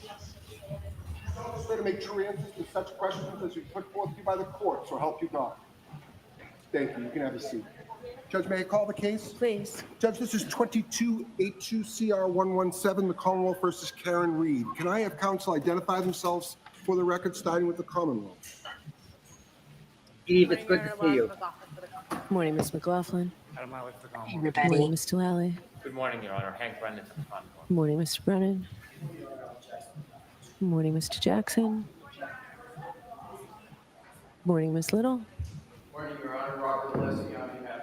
Good morning, Mr. Alessi. Good morning, Mr. Yannetti. Good morning.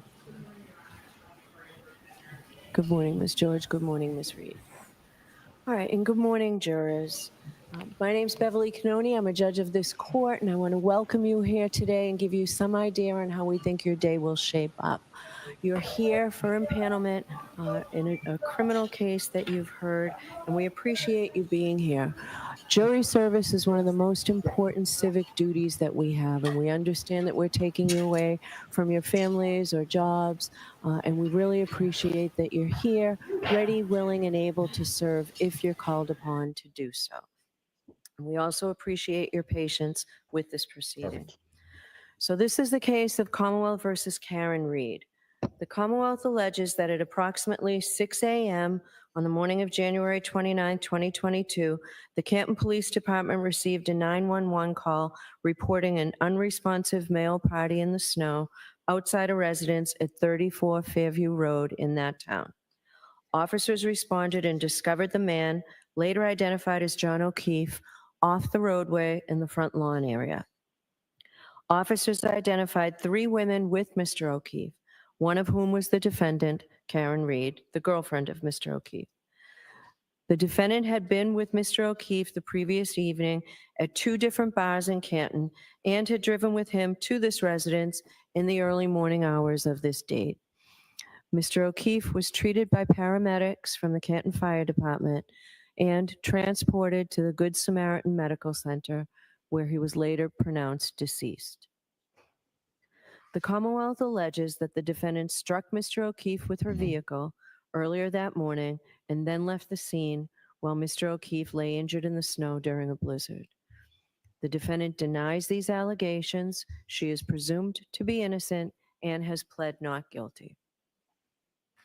The defendant is charged with second-degree murder. She is also charged with manslaughter while operating under the influence and leaving the scene after causing personal injury or death. I will describe those crimes in greater detail at the end of the case when I teach the juror the law, but briefly, murder is the unlawful killing of a human being. There are various ways in which the Commonwealth can prove a murder case, and the Commonwealth is permitted to proceed under all theories it believes it can prove. Here, the Commonwealth alleges that the defendant committed murder and that that murder was murder in the second degree. In order to prove the defendant guilty of second-degree murder, the Commonwealth must prove beyond a reasonable doubt that Ms. Reed committed an unlawful killing and that it was done with malice.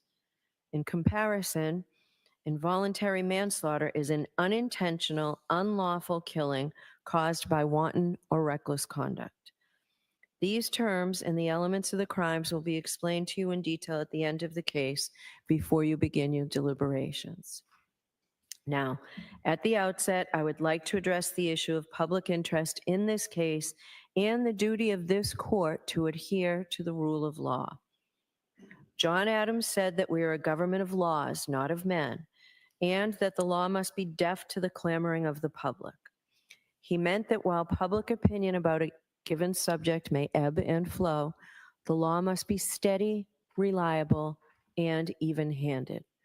We know that on the subject of this case, there are people advocating for one outcome or another with intensity, but without the benefit of having heard or seen any evidence at all. The law works in a different way, and the difference is crucial to our system of justice. The jurors selected for this trial will hear and judge the evidence. They will decide what the facts are. Where the evidence is contested, they will determine where the truth lies. Ultimately, the jury will decide whether the Commonwealth has carried its burden of proving that Ms. Reed is guilty of any crime beyond a reasonable doubt. People outside of this building have rights, and we know that they have voices, but this criminal trial will be decided by an independent jury, free from outside interference, based only upon the evidence presented in this courtroom and the law. This is the only way to ensure that every person who comes before the court receives a fair trial. It is just that simple and that important. So, while public comment will likely continue, the rule of law will be upheld. In order to determine your eligibility to serve on this case, I'm going to ask questions to you all as a group, and then I'm going to ask you to fill out a supplemental questionnaire. We have found that the use of this questionnaire is helpful for several reasons. First, there are some personal questions on it, and we ask that you be candid. In addition, the process of filling out the questionnaire provides the opportunity to be more reflective as you answer the questions, rather than being put on the spot and asked to give immediate answers. After you fill out the questionnaire, we will have you come up to the sidebar one at a time so that we can follow up with you on your answers to the questionnaire and to my questions. I want to thank you in advance for your patience as we go through this process. As you may know, the lawyers for the parties participate in the selection of the jury. Under our law, each of the parties has the right to exercise what we call juror challenges. This means that each party has the right to challenge a certain number of prospective jurors.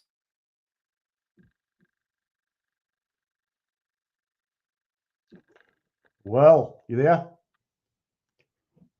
Take your Tommy, take your mic off. Yeah. Yep. All right, there we go. Sorry, guys. All right. I A had lot to of mute background her. noise. Yeah, I know.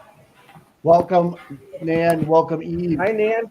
Hi guys, how are you? I'm well. Why does she look frozen? Did you pause her or what? Yeah, I muted her. It looks I like could you just- completely froze her at the same time, which I'm all for. Yeah, there we go. It's the same thing. She's gonna read off all the witness lists. Yeah, it's the same thing. It's Right. more of the same. How are you guys? Good. How was your weekend? Oh, it was wonderful. Yeah, cold. I need spring. I need spring. I need to stop wearing sweatshirts. How about you? Yeah, I agree with that. Yeah. I don't That even was want to wear great. You shit. guys have Broken Baker on. That was what a shit show yesterday. But Yeah, God he's- bless. he's I good. think you said it, Mike. It was like I don't think there was anyone else who could have had him on. No, No. he couldn't. Yeah. He's the guy. Just like Yeah. you're the girl. I'm the girl. Well, You're it. I'm a girl. I would not have been so nice to him. And I have to say, if Plevin, you're hate watching right now, how disrespectful to someone who is not born in this country and speaks English as a third language, like your dismissiveness just based on cultural differences alone are alarming. Really, that's unbelievable. And Baker is the host. You have to show, as I try to show all the hosts, you have to show them a level of respect and deference, which he did not show. He came looking for a debate and he was ready to ring the bell in 2 minutes. So, And as an author of a book, it's not very good for your sales, sir, to yeah. go off and rattle a bunch of ad hoc Nan, have you attacks. met Eve? No, and I heard this like really Eve is sultry. like so much.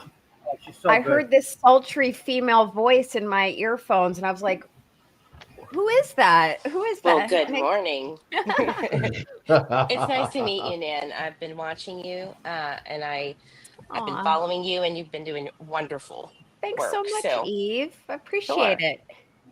That's so nice. And whomever just said I look like I'm in my 20s in the chat, send me your Venmo. I'm going to invert grift to you right now. That's awesome, JD. That's awesome. Yeah, so I don't want to take away from the repeat show of Judge Bev, but I'm going to put my vote in. I'm going to wager that you're going to have opening arguments on Monday, a week from today. That's what I was thinking. Yeah, real soon. I think they get the jury figured out this week, and they run next week sometime. Yeah. Yeah, I think it's going to be Monday. And I think that, I'd give anything to be in court that day. I really would. Oh, yeah. We'll see what happens. Yeah, one of You're these, not that- you're not that far sometime in away. April, You're more than welcome to come down and visit us, Eve. maybe later. Nan and Eve. That's Eve, how okay. come you're coming up? Well, having a flight from Texas to Massachusetts, it's difficult in itself. But I do plan on coming probably mid-trial. Wow. Nice. Oh. Wow. Yeah, I'll probably be up sometime later in the month. I'm not sure yet, but I definitely want to see boots on the ground, and maybe get into court one day. But anyway, I just figured I would mention to you guys because I was asked to live tweet during the Canton meeting on Saturday. Not by you, but I had been asked to live tweet, and I figured maybe your audience, just who isn't on Twitter, and God bless those who are not on it. I figured I'd give my takeaways if you guys want it. Please.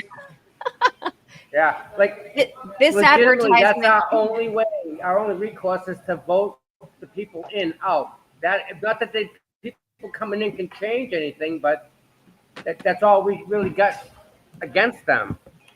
Yeah, I've never been to a town meeting, and I don't think I have the patience level for it, but I'd love to give you guys my thoughts because Sure, yeah. after I gave them, I got absolutely attacked by trolls. It was like swatting a hornet's nest.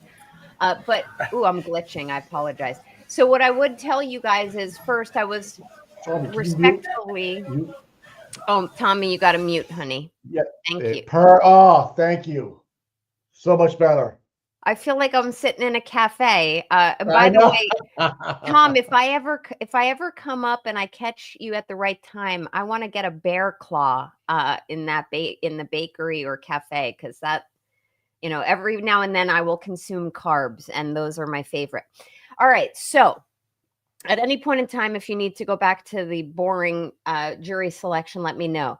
But I was respectfully just a little disappointed that more people didn't show up. Just, optics wise, it gives the impression that not a lot of people were interested in really not only the findings, but also asking tough questions. So, it was just a visual observation I had.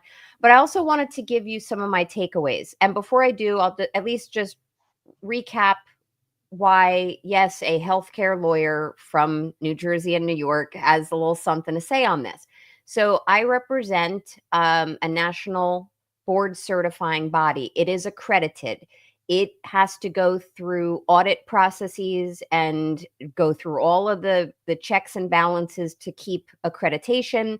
We also have to make sure that as an accrediting body, we are giving our findings with regard to our particular, we call them certificants, that they adhere to standards. Yeah. You're not Jaco.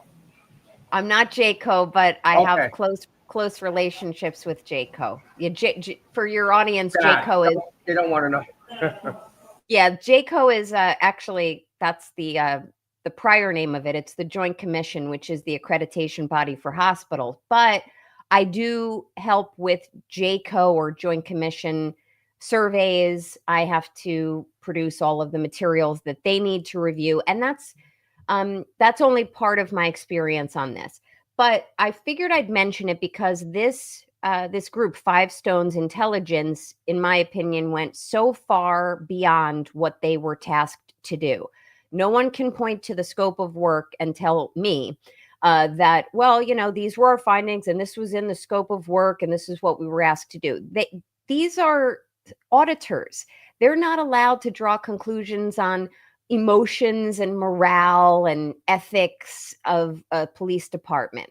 So, or police department, as you guys say. I think maybe the R's are elusive up there, but they're just not allowed to do that. So anything that you as an audience heard from these auditors that commented on morale, ethics, feelings, the decision making that's within the quote discretion of the police department. For example, the gentleman, I can't think of what his the law enforcement officer who had the dog that passed away in his car. They were talking about how this was very hard on him, and they used discretion to not come after him from a law enforcement or prosecutorial standpoint. That is beyond what they're supposed to be doing. In addition, the auditing body, or Five Stones, they're not supposed to be giving their personal views on whether or not something is or is not appropriate, with the example being, hey, Kevin Albert left his badge and gun in a vehicle after, I think in a vehicle, maybe not, after a night of drinking. And, the one auditor sees it all the time in the DEA setting. That is not a benchmark that can be measured from an audit standpoint. So I would encourage anyone in the audience and anyone who watches this on replay to fully understand that what's most important in that audit report is their findings, not the ultimate conclusion where they go beyond and say, I found no evidence of tampering or corruption. That's not measured by an audit either. So someone like me with a little bit more of a critical eye as to how an audit works, I know that, so I don't look at any of that. I look at the findings. So I won't go over all the findings, but I wanted to give you guys just some brief recap of what my takeaways were. Ultimately, and I'm going to look back at my Twitter because boy, did I don't think I ever tweeted as much as I did that day. But I wanted to point to a couple of key things for you.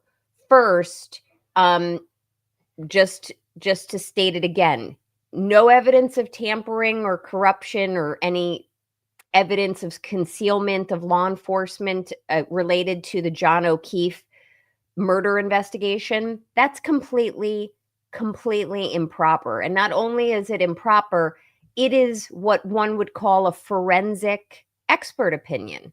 They're not experts who have been engaged by the town or by the police department to offer that opinion. That is something that if it were to ever make its way into Karen Reed's trial, should be fully challenged by the defense and objected to. This is, in my opinion, an effort by the town or the law enforcement or the prosecution to, as they say, bootstrap some type of expert opinion that, hey, look, even these neutral third-party auditors found that there was no evidence of tampering or corruption or any of the like, which I have to say, if there was one question that I wish the residents or the non-residents asked that day, and I had texted a couple people who I knew were in the room, there was one question I would have asked is, how do you know and what did you review to determine no evidence of evidence tampering or corruption or concealment, any of the like? Because I dare say they reviewed nothing that could have allowed them to state that conclusion. In addition, they touted Jen McCabe in terms of her heroic phone call that she made the morning of concerning the condition of Officer John O'Keefe and, you know, all of the information that she communicated to law enforcement.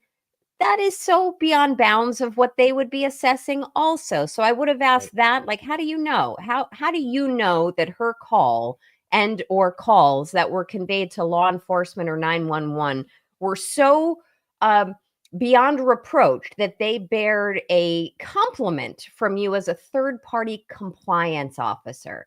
So all of that stuff should kind of just fall by the wayside. I did think that Peter Murphy's question was spot on, you know, and the fact, and basically for your audience, he said, you know, we're all in this business. We are all in the business of law enforcement. And I would wholly agree that, you know, with his career working, and then ultimately, I think he retired as a sergeant for the Canton PD, you know, and he's really been one of the only ones who've come out after the fact and criticized the investigation or the deficiencies in it. But yeah, he's in the business and he's been a brave, heroic, outspoken proponent for really calling bullshit on a lot of the missteps here.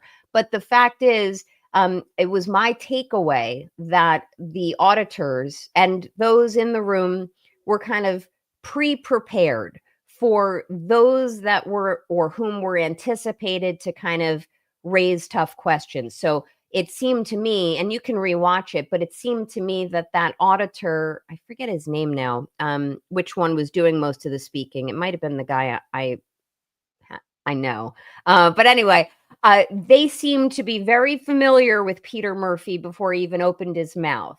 And Peter said, you know, hey, we're in this business. And if this were your friend, family, or loved one, would you have concluded that this was a good investigation or that everything was done properly? And in a nutshell, the auditor dismissed him and said, you know, I'm not going to answer that and get off your soapbox, which is so so improper, so disrespectful. And I thought it was a really important question that had somebody else asked it, I don't think it would have been dismissed. But because Peter Murphy did, in my opinion, it was dismissed. Also, you know, you had Rita asking several important questions. I think I counted 3 times that she came up. She exhibited to me, at least, I don't know Rita. She seemed to have a very genuine desire to have problems fixed on both sides, the relations, the morale, Oh, yeah. let's have it kind of equivalent in terms of how this is resolved so there can be a go forward plan. And people can take from that what they want.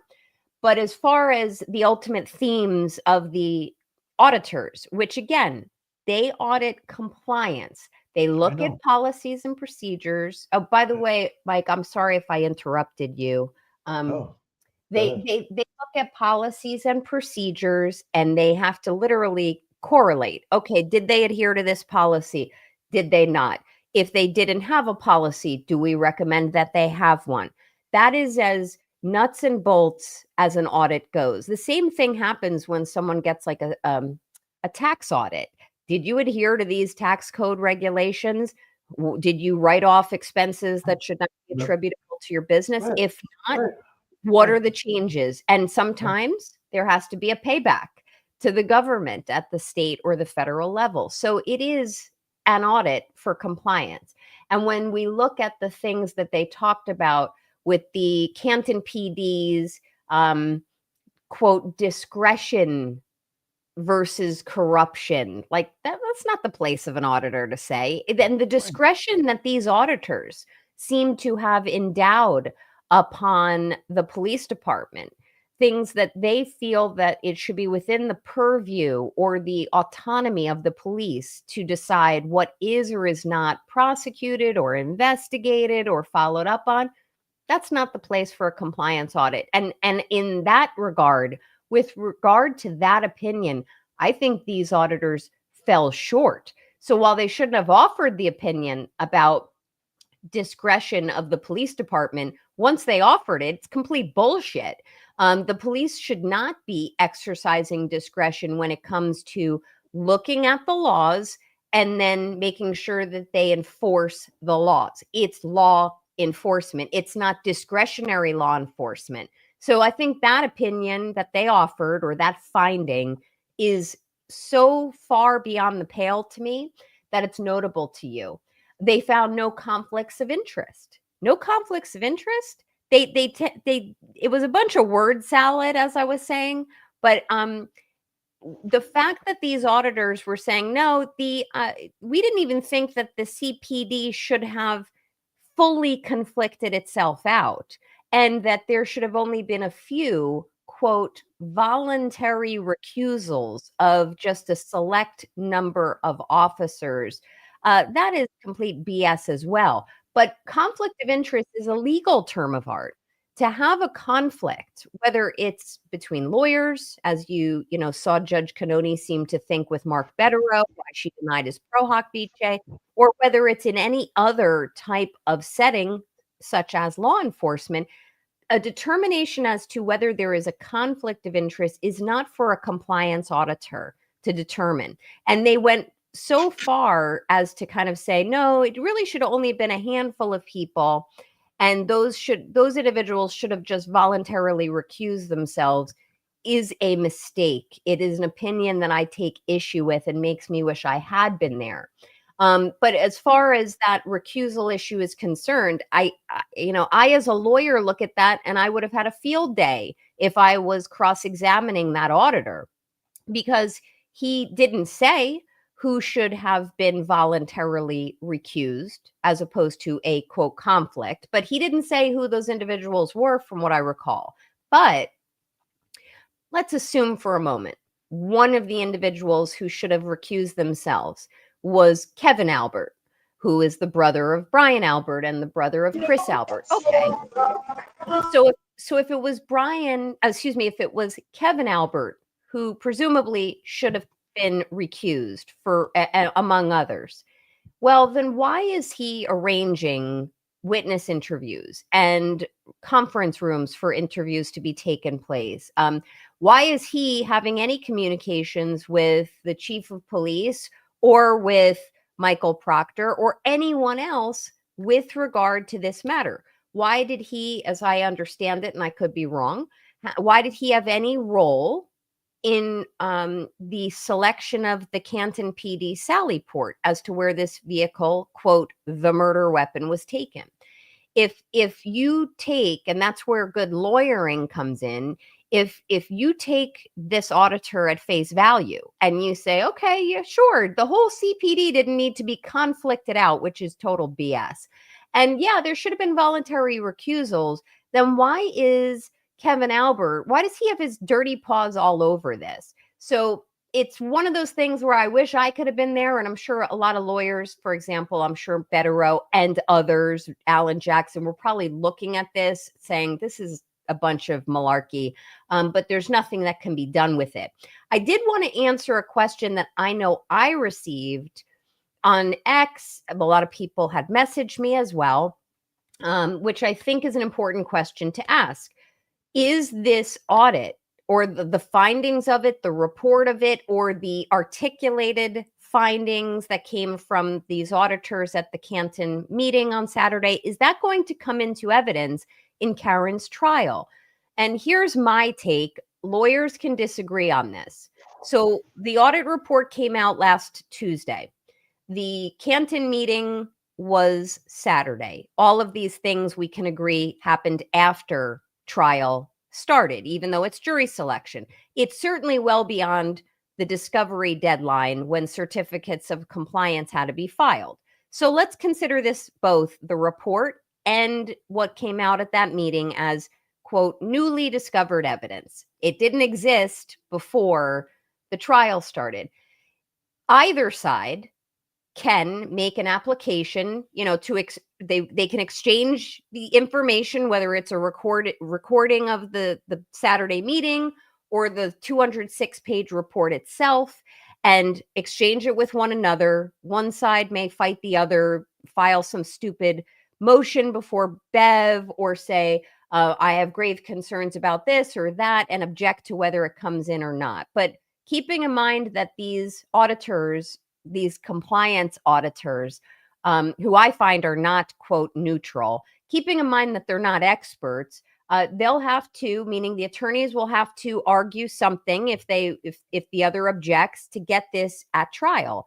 I do believe that both sides should have an opportunity, if they want it, to produce and, quote, disclose this information, the report, which I don't think is that bad for Karen Reed whatsoever. If you carve out the BS that goes beyond what these auditors are supposed to have concluded, like I started with, if you carve all of that inappropriate opinion out, it's actually pretty favorable for Karen's defense. So if either side decides, okay, yeah, we want to use this to cross-examine witnesses, then they will.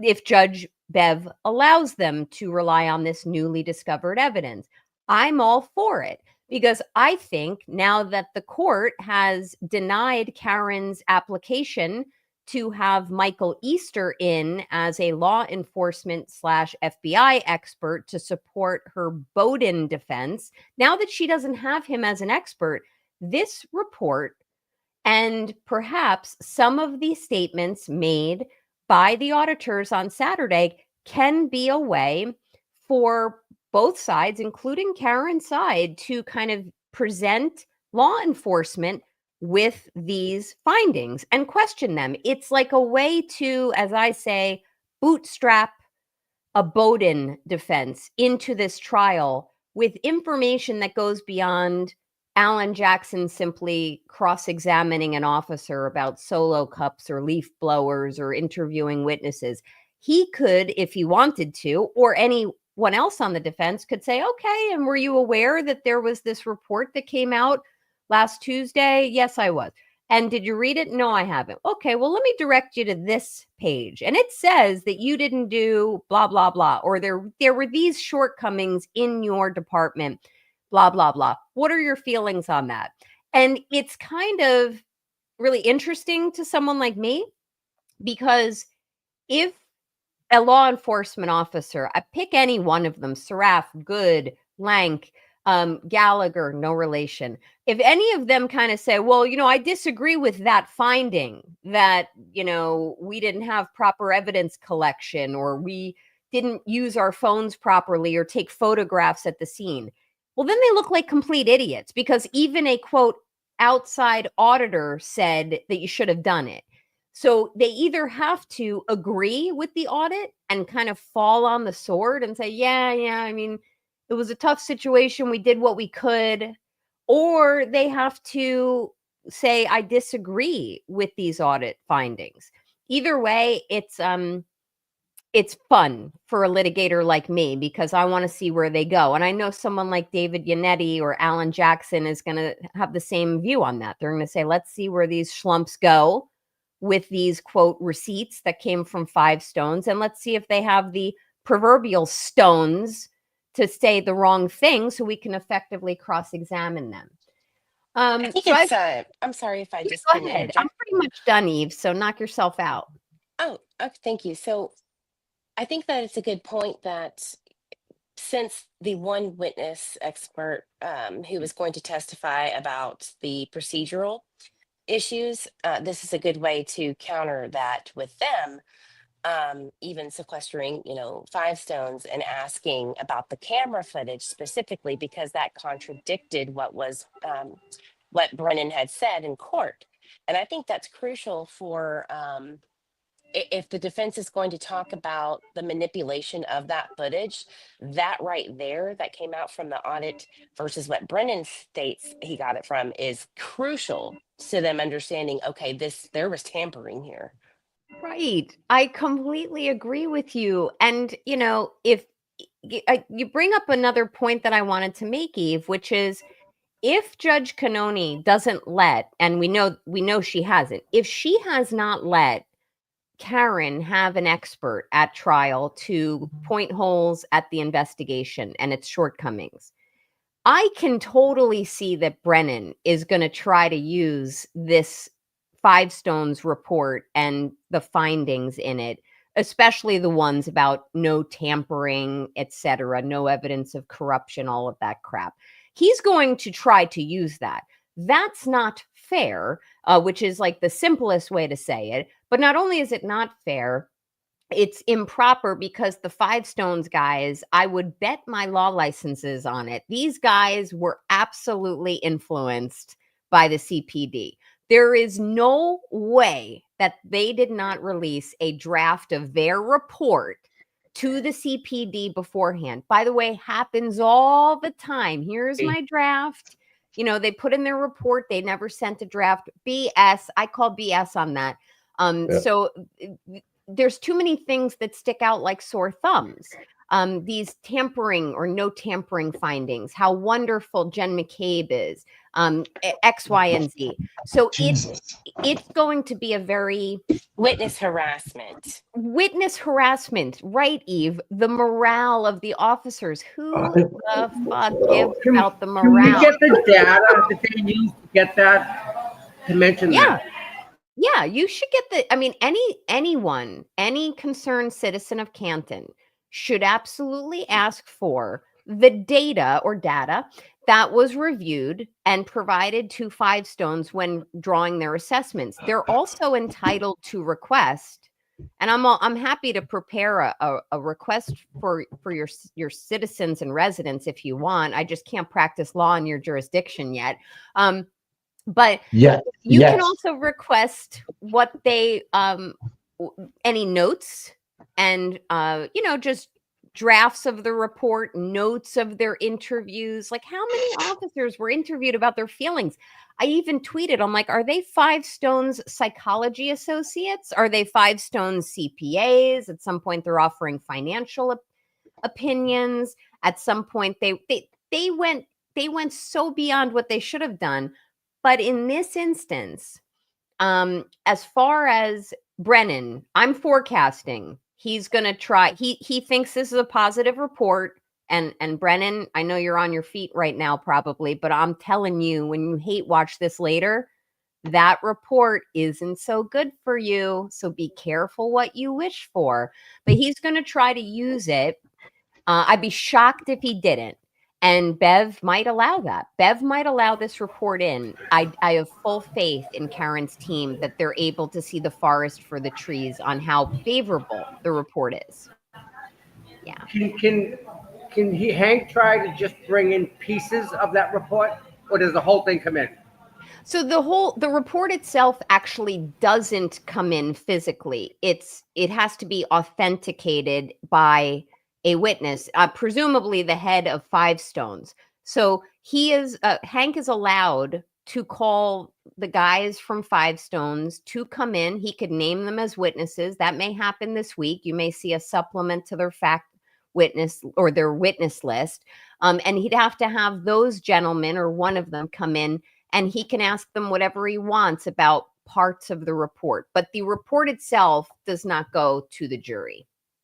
Just like the expert reports don't go to the jury either. You bring the experts in to offer their findings to the jury. But, one other point, and I'm going to get off my soapbox, but if you think about all that the Five Stones guys concluded, think about, 206 pages, all of which didn't have to do with the John O'Keefe investigation. But in looking at it, how many of those quote findings do you all think are within the average knowledge of a jury?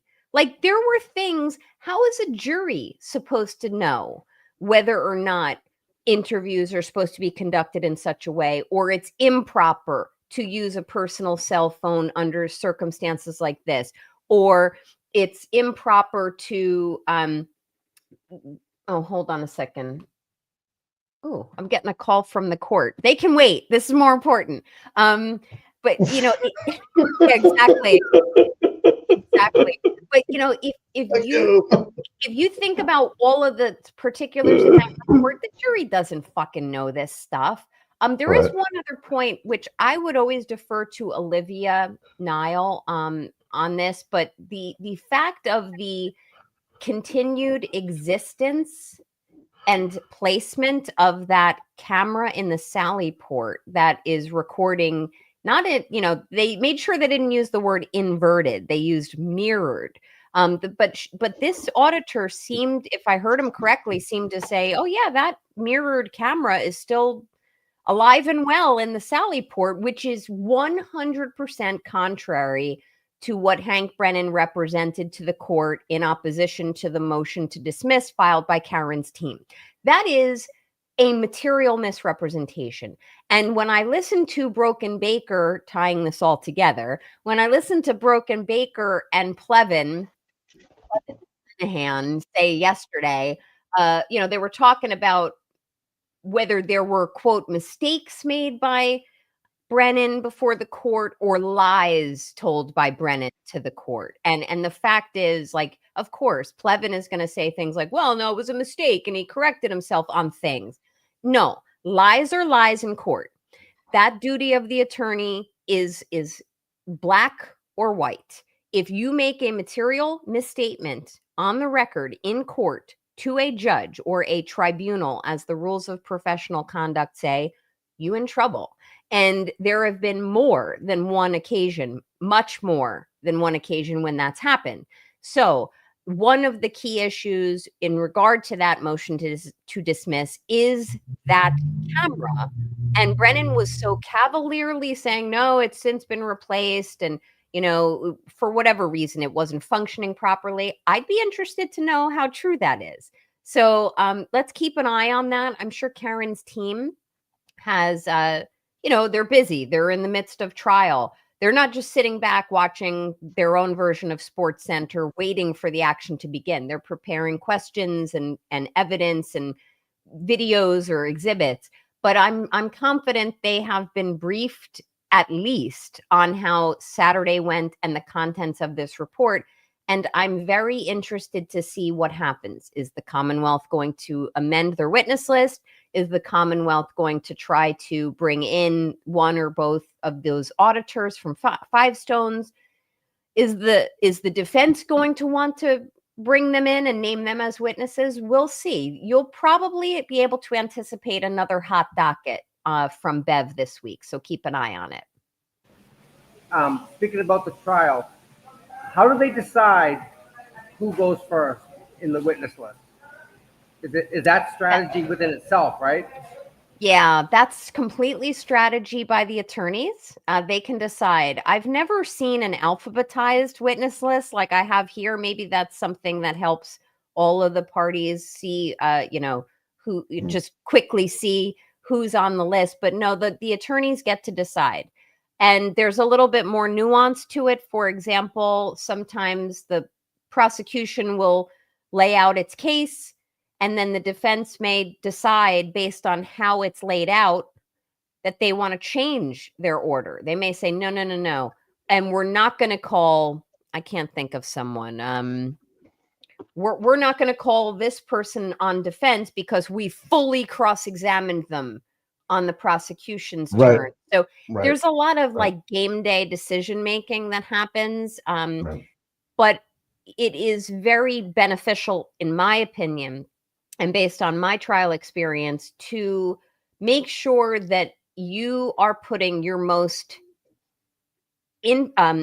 interesting and your most powerful witnesses at the beginning and the end of your case. Meaning, Brennan should be putting the most powerful witnesses in the beginning and end of the prosecution's case, and the defense as well. Because the natural human attention span of a jury, it just drops off, especially when it goes that many times. One other point I would make is another reason to put very important witnesses toward the beginning of your case, if you're the defense, is because I am calling it right now and I'm not alone. This is going to get rushed at the end, just like it did last year.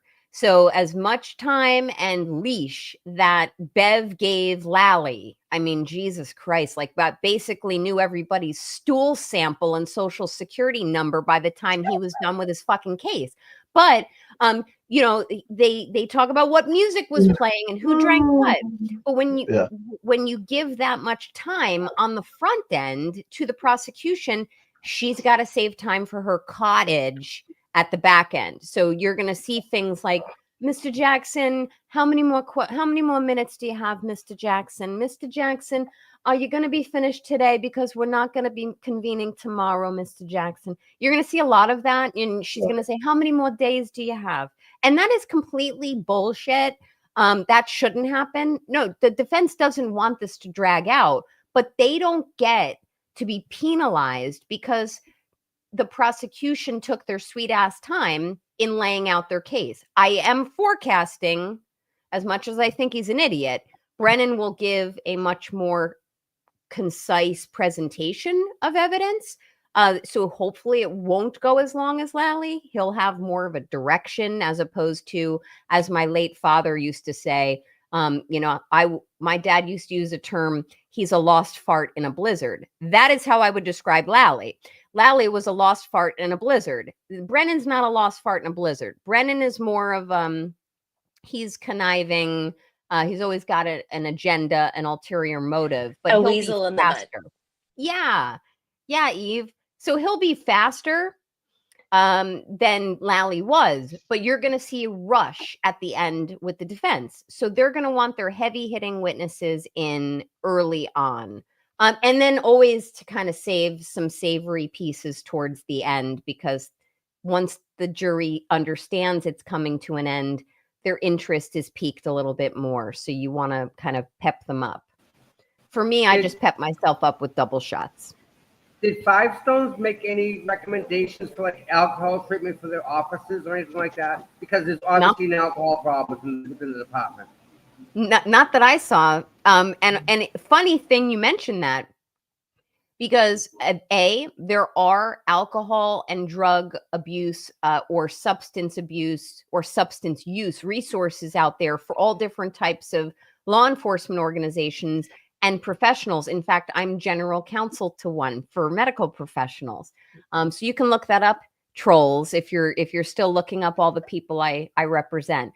But in addition to that, I have to say I found it a little notable that this auditor seemed to give it a pass. It's like, yeah, the people drink and it's okay. And, if I had to count how many times we have to penalize DEA agents because they were drinking and driving, are you kidding me? It should be Look, I'm not much of a drinker. Anyone who's had a drink with me will know why I'm not much of a drinker.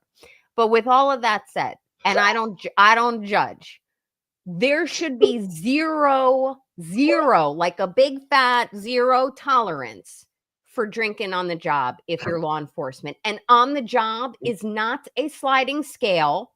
It's not nebulous. It's not, well, what did you mean by on the job? Because Proctor and I, this is Kevin Albert, Proctor and I, we weren't really doing this at the time and we had a long day, so we went in for a few drinks. No, you're there on the taxpayer dime. And by there, I'm assuming it was on the Cape somewhere, but you're out on the Cape. You are being paid for, your time is being paid for by taxpayer money. You on the job. And you shouldn't be drinking and driving or drinking and losing your law enforcement paraphernalia. So that is inexplicable to me. It's beyond the bounds of what a compliance audit should include. And to have that auditor, and I hope he's watching, to have you, sir, offer gratuitous opinions that, it's okay, and that the alcohol and or drug, and I'm adding and or drug, I don't think I saw any of that discussed, but if you're going to have any substance use or abuse opinions with regard to law enforcement in Canton in your compliance audit, give me a break. Completely out of bounds, completely improper. And you made the CPD look worse by offering that opinion in addition to yourself. So I'm going to get off my soapbox and happy to answer any questions, or I'm just going to go, make the dollar bills. Saraf showing up first thing in the morning at 34 Fairview and just standing there and not running over and trying to do first aid right away to John O'Keefe really bothers me, because I didn't think about it at first. Like, here he is with his hands in his pocket, just talking to the girls and not actually over a body trying to see what's going on. When you watch, you just put on the TV, you see a responding officer, the first thing they go to is a person on the ground or try to find that person and see what's going on. He was asking questions to the people that were over there helping John. It was a whole different, like, that's not protocol. I think you're trained as a first responder to get out of your car. You see somebody or someone points to you and tells you there's a body there. Your initial reaction should be go, not stand. But you know what's interesting, Mike? I completely agree. But this is why an audit sometimes isn't the proper instrument to address or measure competency, because that is what you've just stated is, in my opinion, common sense, right? Like, there's a body, maybe you don't go have a chat with Jen or whomever, but it just rubs the wrong way. It doesn't track, but as a first responder. But in addition to that, any policy and procedure manual isn't going to have that. Like, not every rule is going to be in that manual. It's not going to say, well, if you arrive at a crime scene and someone's down and barely clinging onto life and you get there, you should go to that person and render first aid and not go talk to the toothless wonder over there. If you had a policy and procedure manual with every single commonsensical rule or even non-commonsensical, it just becomes absurd. In addition to that, even if it's not a common sense rule, like, policy and procedure manuals would be 15,000 pages long if we had to write for every possible thing that could happen. But one of the recommendations that I thought, and this is kind of dovetails with what you're saying, Mike, is this auditor went so far as to say that all of the officers, everything's going to be just fine if they receive 8 hours of more training. 8 hours each. Does anyone in their right minds think that 8 hours of additional training on whatever topics, the common sense ones, like you go to a body of a man who's clinging on to life or unable to cling on to life, but you go to that individual and not start going up to people and rub elbows with, like, the training 8 hours is just, it befuddles me. It's Right. ridiculous. Like if I lived in Canton, I'd be pissed, which is why I wish more people had shown up. And I would just want to add one last thing. I did tweet about this, but I do believe that what John Camo was getting at in terms of the dog that was left in the vehicle of that law enforcement officer and all of the cover up and Yeah. discretionary kind of law enforcement and prosecution of that officer's infraction. That is so indicative to someone like me who performs audits. That's indicative of kind of selective prosecution and abuse of discretion. You know, one of the things that auditor talked about, well, it's within the discretion of these officers to do X, Y, and Z. There is another legal term of art called abuse of discretion. And it sure seems to me that in that instance with that officer, it is one example of where the law enforcement, the CPD, abused its discretion on the taxpayer's dime. And sure, did that officer pay back, from what I understand, the monies to clean his vehicle after the passing of the dog? Sure. It's unclear to me as to when he did it. I bet you he did it. How do you pay back a municipality when the invoice is closed? Exactly. I'd like to see proof of it. And you're right. The invoice is closed. So there would have had to have been a new invoice. And I mean, I think this was in 2023. I think it happened in 2023. If I'm correct, that invoice is so far closed that you can't reopen it and reconcile it.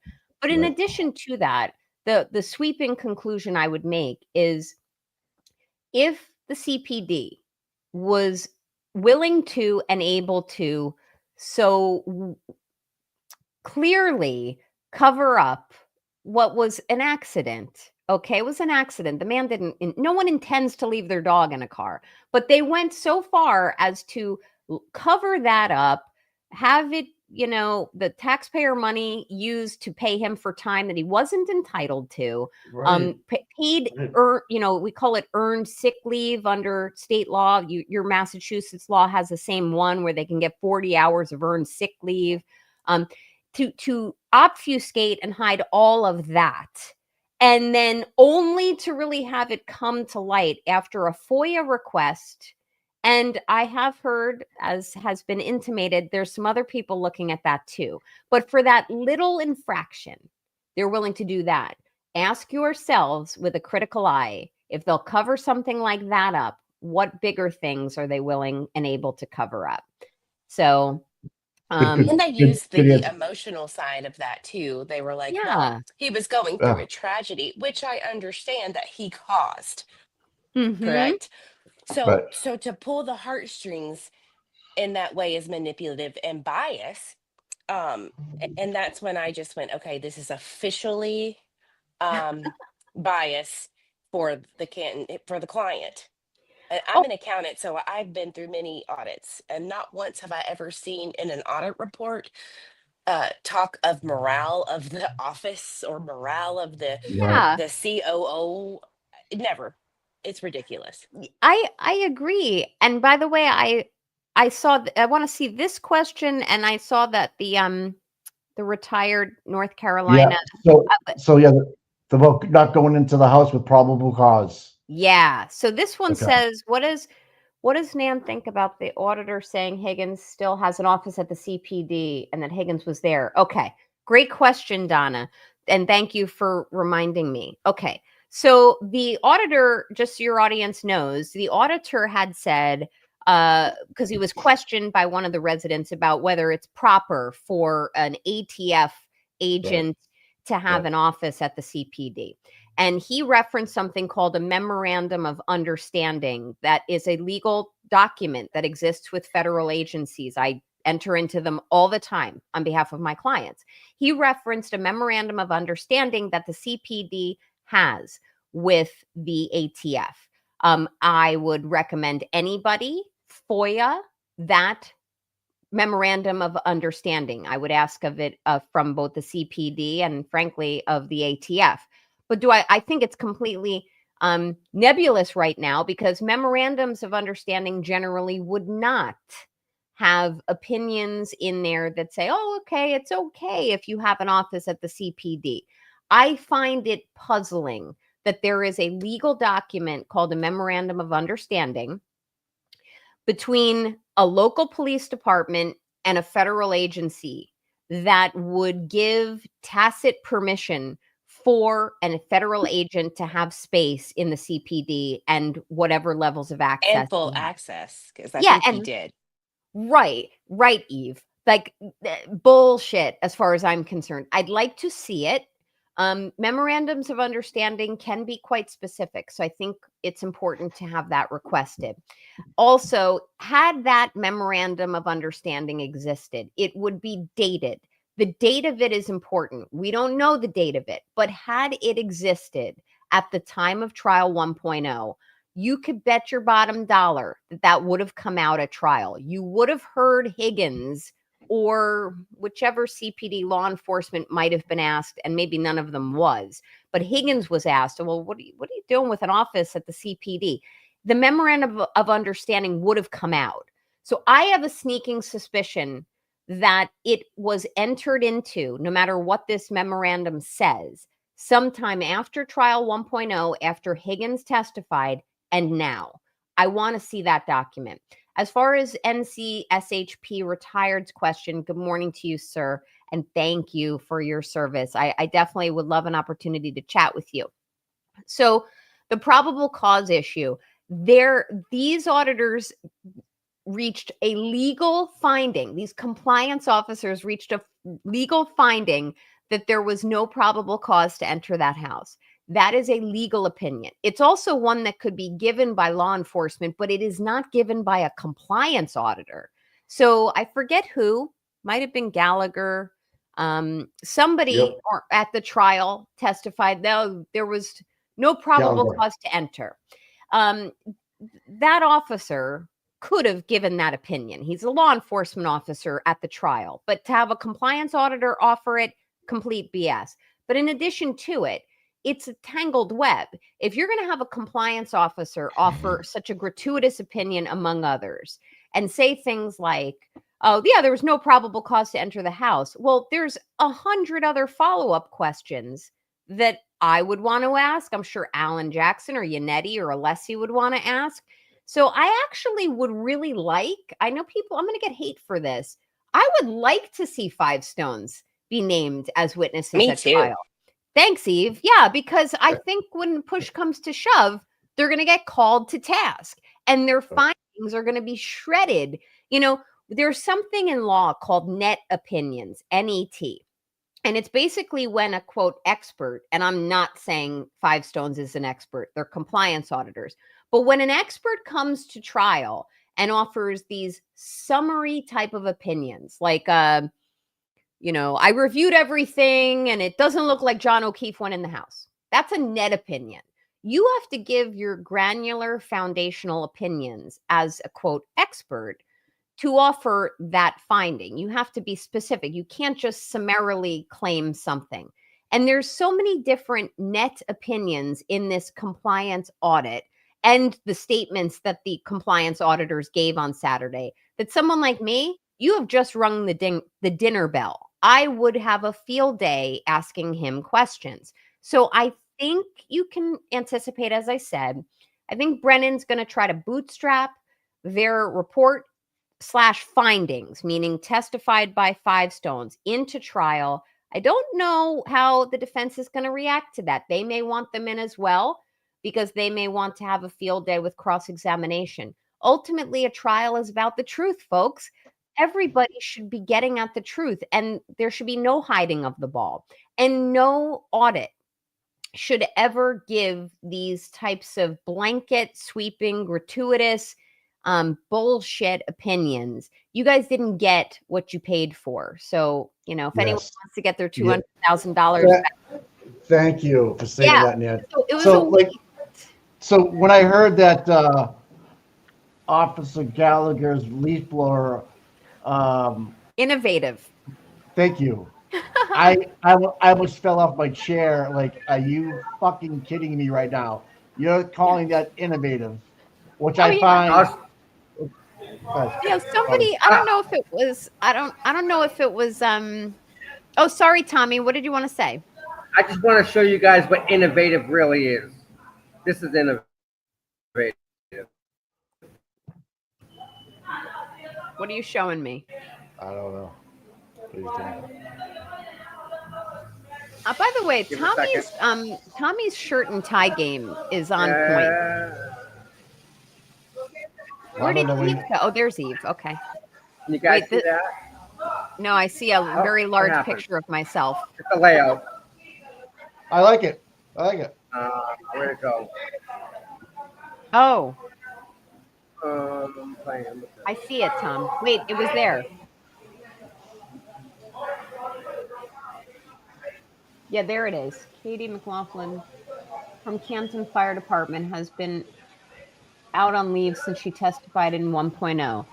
Looks like they replaced her position with 22 year old Tommy, you 22-year-old Kevin Albert. Kevin Albert's son, who's good friends, cousins with Colin Albert. His mom is also good friends, partners in crime. Interesting. I saw someone post about that the other day. nepotism. I'm interested to know why Katie McLaughlin has been out. Now, I don't want to infringe her privacy, but that's, I have questions. I don't know about that. You know what I love most Maybe about some perjury issues. Perhaps. Yeah, maybe. Well, you know, if I recall, she went to school with someone named Caitlin Albert. Maybe. By the way, I don't know if I said this on your show, but the fact is, like, let's not forget, folks, that both sides have to hand over impeachment evidence beforehand, which, you know, holding aside the fact that that's complete crap. I don't know why that has to happen in Judge Bev's courtroom, but both sides have to hand over before they cross-examine witnesses what goods they have on them.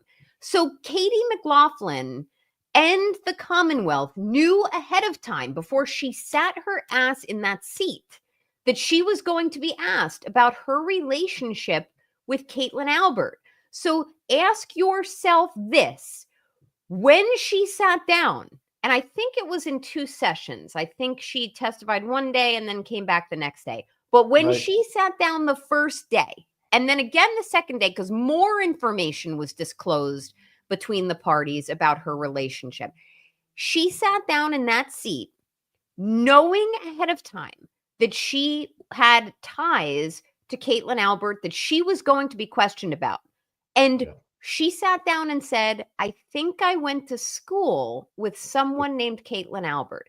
If that doesn't show you a little example, just a little one, of why the evidence and testimony coming from the Commonwealth, from some key critical witnesses, and she is one, she's the I hit him person. If you don't think that that shows an indication that there has been a manipulation of the truth, a design to skew it, maybe some perjury, maybe some creative testimony, then I can't help you. I can't convince you. But she knew she was going to be asked. She knew what she was going to be shown. And I think there was more for day 2. She knew it.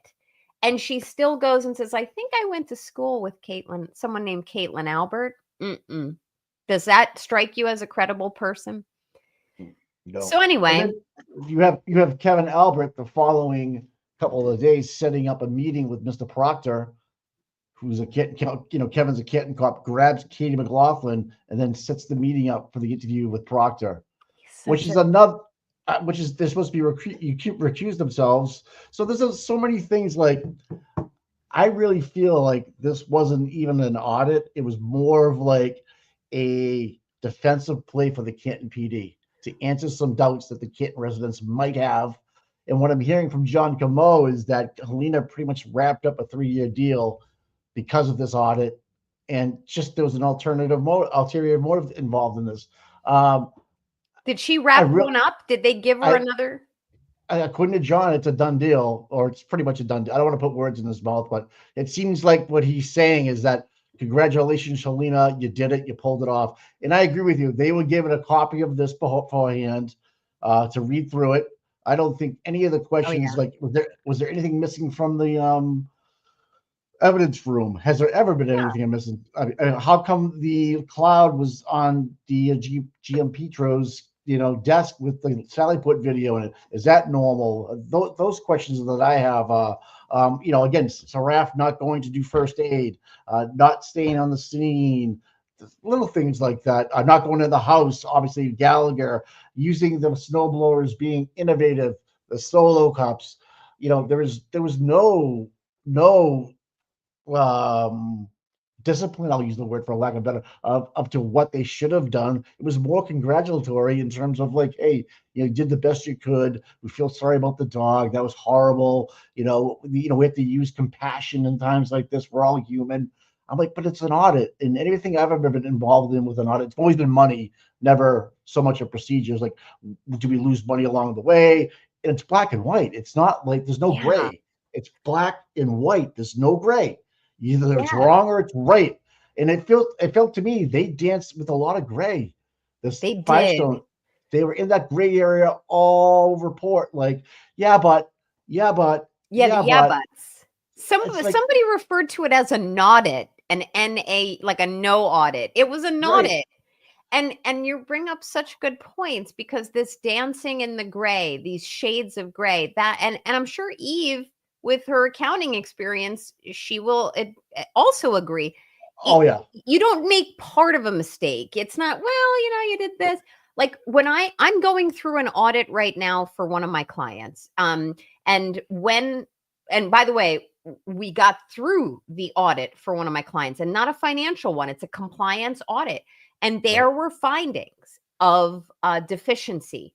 They're called non-conformities. They're called, we have found that the policy says this, you do this, here's why it is a violation of the rule. And they will, then it can take different offshoots. It can say, we recommend the rule be changed because it's unreasonable, or we see what you were doing, but it doesn't satisfy what you're supposed to be doing. So all of these different offshoots. And as I go through this audit, now that non-conformities were found, I now have to submit by, I think it's the middle of May, what's called a corrective action plan, or a CAP. I have to then commit to my client, my entity, complying moving forward with different policies that these auditors said they didn't satisfy. One of the things that I'm going to commit to is that we want to change our policy because it's not realistic. It doesn't work with what my client is doing now. So that is what is so devoid from this process, which is why I strongly feel that your constituents in Canton, you guys got duped. And not only did you get duped, you did not get what you paid for. No. It is Five Stones. It's not a neutral third party.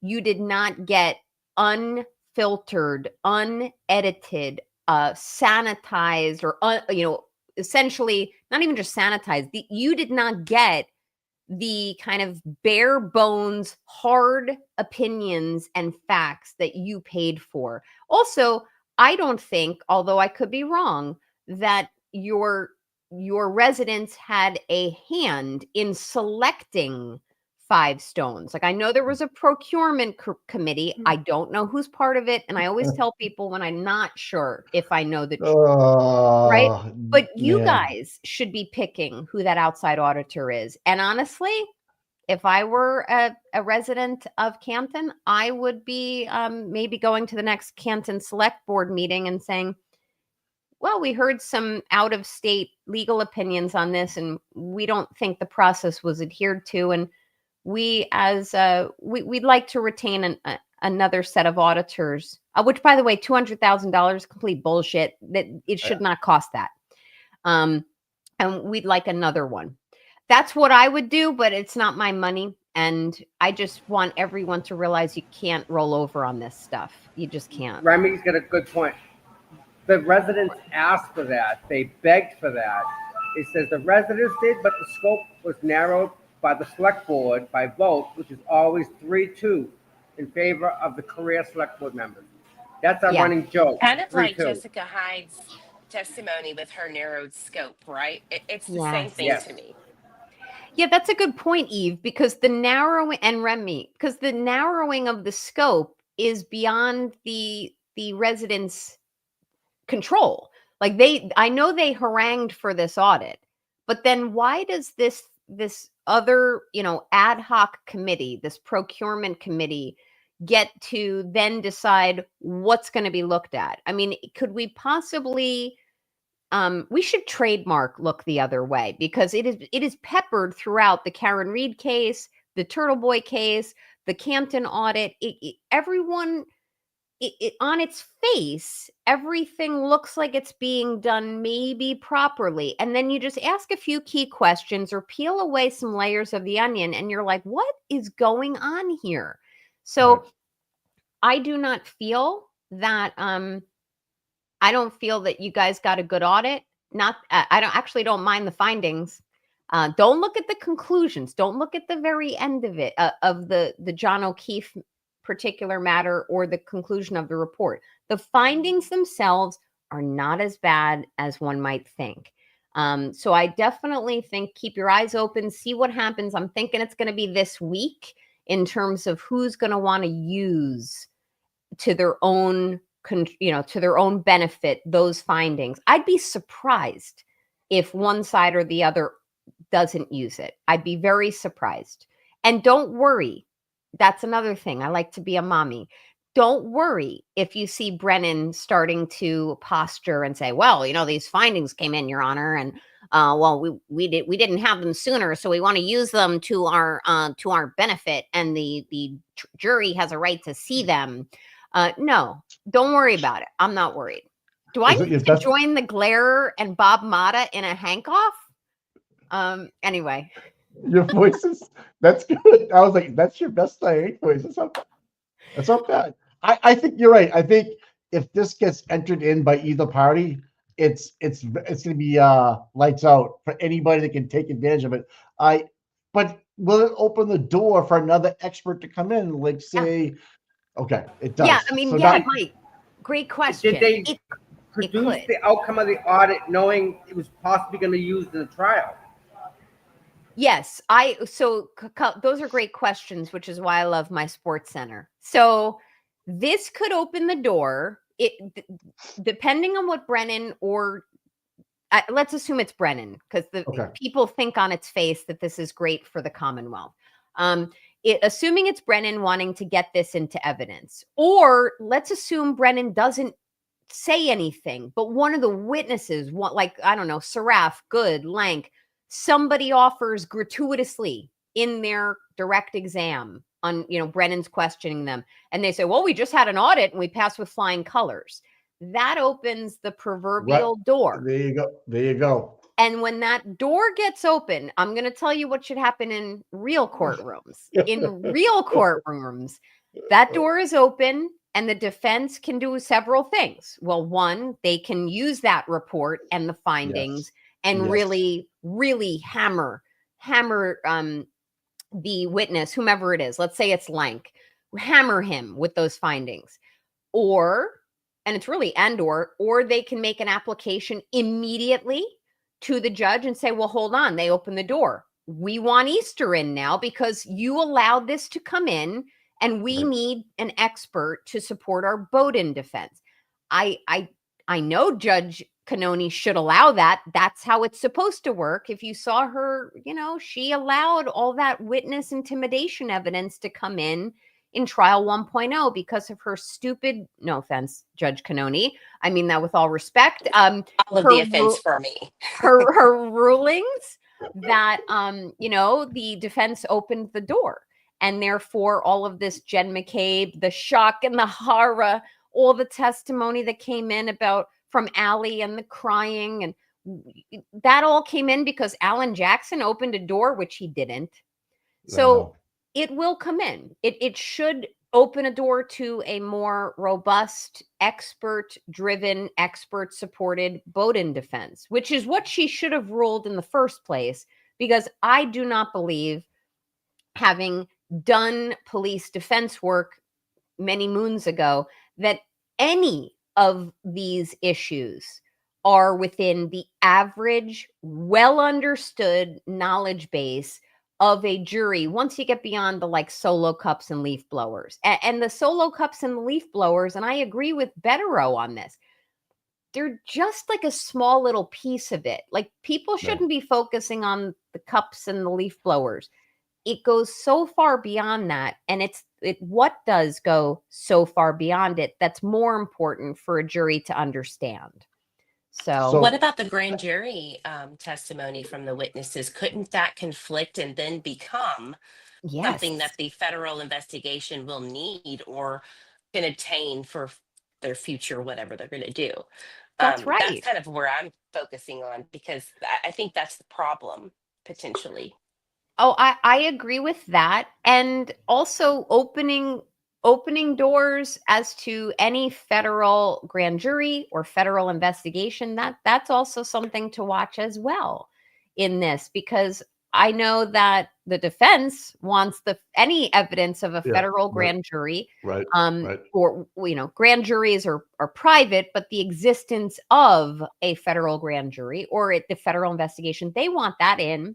The Commonwealth wants it out. But I would say everybody, including, most importantly, her defense team, should keep a really critical ear as to whether or not that got open, that door, because even I want to say it was either Tristan Morris or Ryan Nagel. I think it was Ryan Nagel. One of them opened the door as the defense.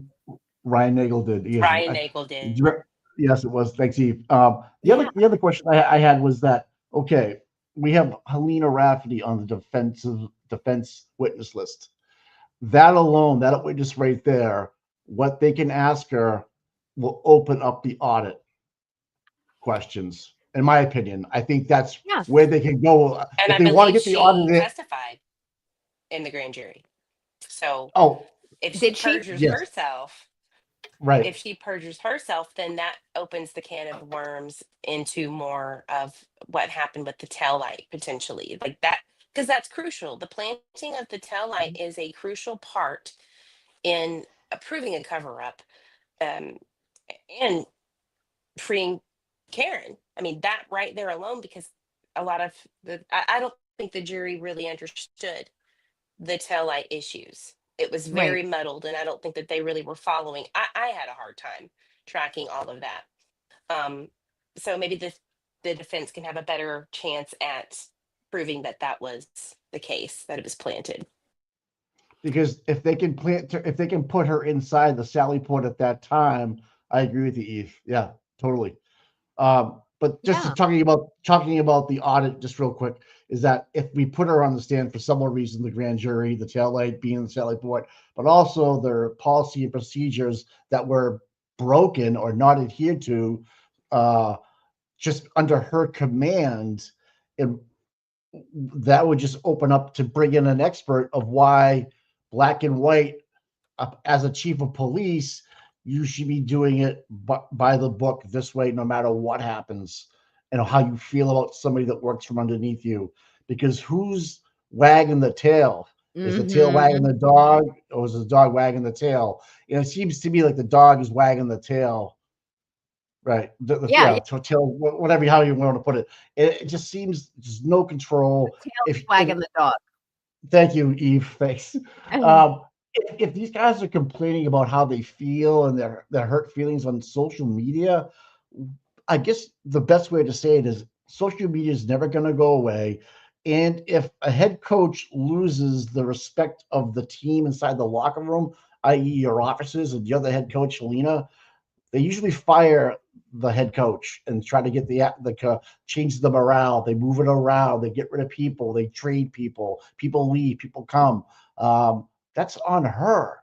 That's not on us as residents. And how dare they say it's people that are on Twitter and making YouTube contents that these officers feel this way.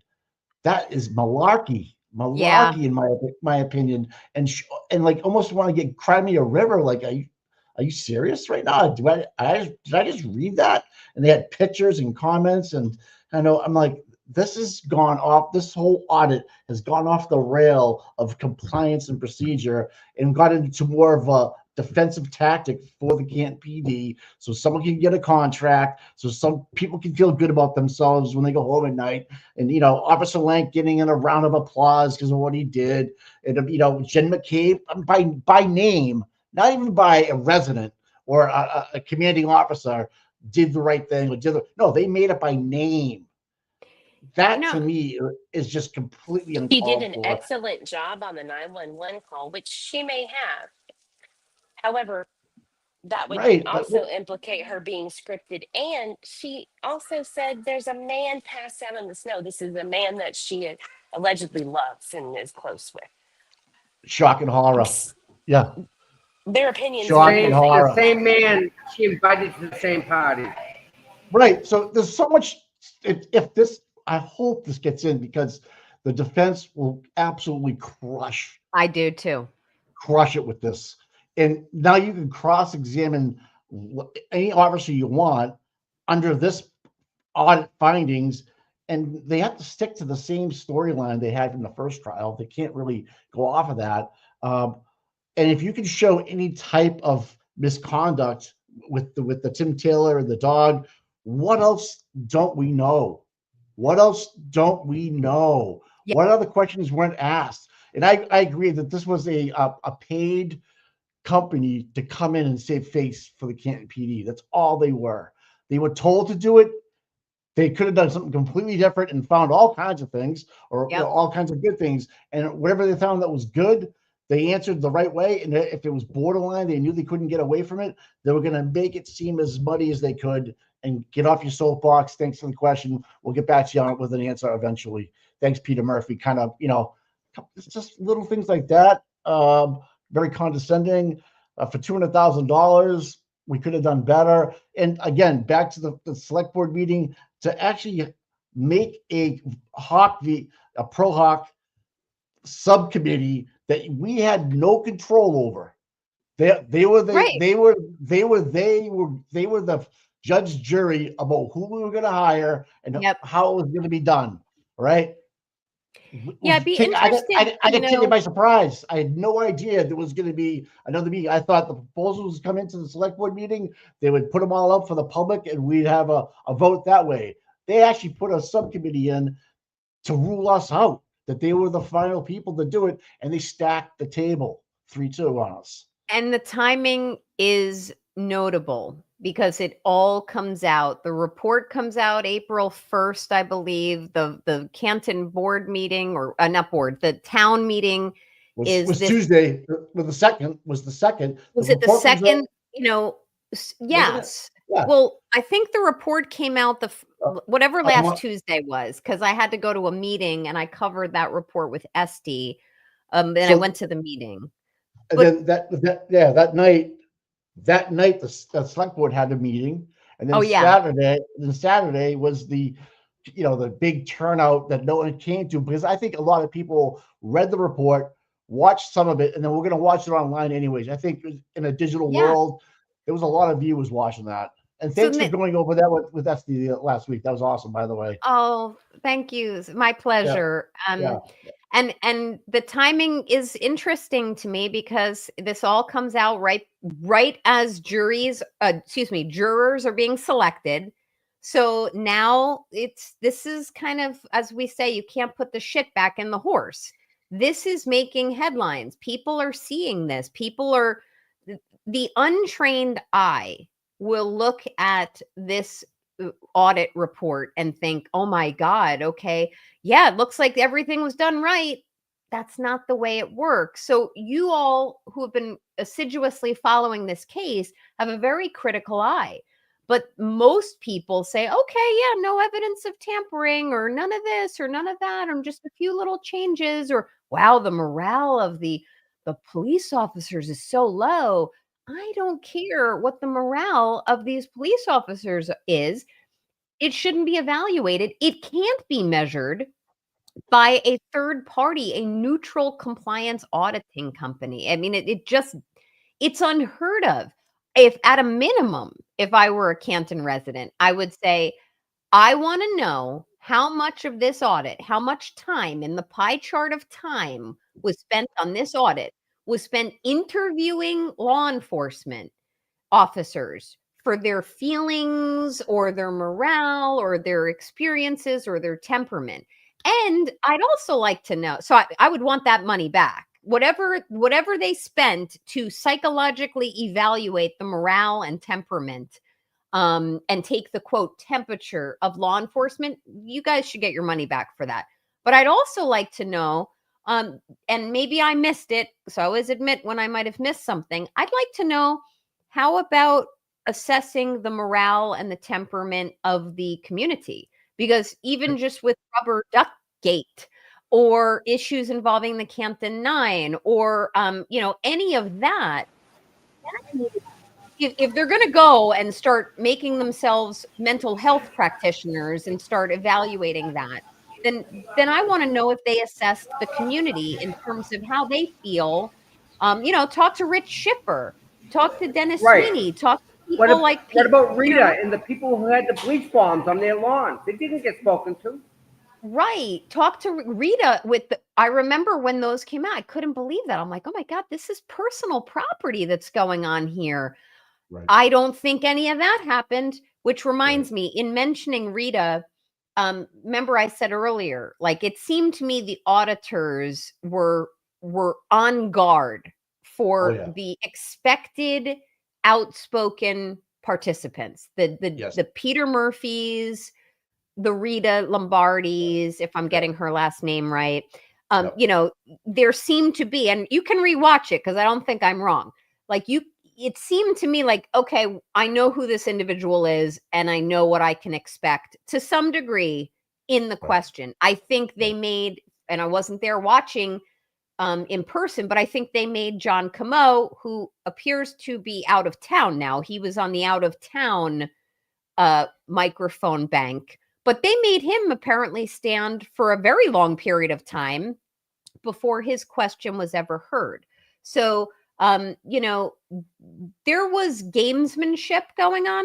Just, my observation for what it's worth. Like, there's no way this was as clean and impartial of a neutral compliance audit as your taxpayers paid for. And honestly, I've got more questions than answers in reviewing it. I'd almost like a round two. Maybe next time I'm up, maybe Five Stones will come back. I'll pay for you guys to come back and answer my questions. Wow. So another thought I have is that Chris Alaritt being involved with the investigation of the John O'Keefe murder, and being a select board member, selecting a subcommittee, should have been recused from himself from that selection. Yep. I think that policy and procedure within that level was broken. Yep. So you with me on that one? 100%. So when John Conley and all 5 select board members stood up with their red cards and voted against the audit, that was an infraction of their power. In my opinion, they should have never had a chance. Okay. Mine too. And I saw that meeting. And I want to say I asked someone recently, and they might have sent it to me, although I can't find it. I want to see, to anybody who wants to indulge me, I would love to see the bylaws for the Canton Select Board, the bylaws for that, because there are certain processes that need to be employed when they go through this decision-making process, the voting process. In addition, Robert's rules, which I believe were cited during one of their more recent meetings, Robert rules are invoked in the absence of bylaws on particular procedural steps for a public entity that's conducting meetings. So I'm not proud of this, but I happen to be very astute at Robert's rules. And I have a book on them. It's really embarrassing that that's the table side reading I like to turn to. That and anything Karen Reed and Turtle Boy. But with that said, I am not convinced that the Canton Select Board is properly following its own proscripted protocols for how some of their decision making needs to take place, how their voting needs to be taking place, when there are recusals, when there needs to be discussion following motions that have been brought to the table. So I think their whole process for the Canton Select Board is sus. And I think it should be delved into more deeply. Yeah. Okay. All right. But with that said, I have to hop off because I could talk to you guys all day. This is probably one of your longer Yeah. meetings too. We'll be all right. Thanks so much. Nan, Thank you thank so you much. so much. Really, Oh, we my appreciate pleasure. everything. It was great to see you, Eve. Such a pleasure to meet you. And if anybody has any more questions, you can find me on X or I have like a Facebook page, not my personal one. It Bye, was nice to guys. meet you and talk to you Bye. now. See you. Bye bye. See you later. Thank you. Bye. Soon. Take care. Bye. All right. Eve, thoughts? So many. Give me 2 minutes to get this baby Okay. wrangled, and I'll give them all to you. All right. Thank you. I think she's great. I think she just kind of puts things right where they need to be, and we understand them to a point. And Well, yeah. Well, to have a legal mind like that actually, practices in that field is just like amazing to have. To have that person speak the way they spoke and understand the law better than anybody, and is very successful in what she does. And to come on here at our own time and leisure, thank you so much, because it clears up my mind. Yeah, Nana's the new bedroll. Yeah, thanks, Kwame. I called it from day one. She's that good. She's exactly what we need. I mean, the timing of her coming into this especially with the town meetings and the actual audit is phenomenal. It's like she was a gift from heaven to come down and to give us her professional opinion for nothing, and to come on here and tell us, yeah, that's wrong, that's right. And that, to have the defense or the prosecution take this in, I think it benefits the defense more than anything, without a doubt. I agree. Yeah. So what do you have, Eve? Eve, what do you have for us? So as an accountant Tommy. my day, I Tommy. think Yeah, thanks, man. Yeah, go I ahead. think she has had phenomenal input, and I agree with her. A lot of the things that were in the Canton audits were speculative, which is ironic. I mean, you're supposed to follow procedure. That's what they're there for. And you got emotional speculation that these people are wonderful, great people with emotions. Well, we all have emotions. That doesn't mean that the procedure was followed because they're good people, in your opinion. Totally one-sided, totally biased. And I would, if I were a citizen of Canton, I would ask for another independent audit and a refund. Also, do you think Five Stone was setting up for future business by being pro-police in their procedures? If we were to ask for another audit, they would automatically get that contract, is what I'm thinking too, is like, or even be a professional third party to go to when there is a question, like say Helena wants to change something. Could she go to use Five Stones and have them on a monthly retainer, so to speak, within the new budget that we put forth? I think it's very plausible.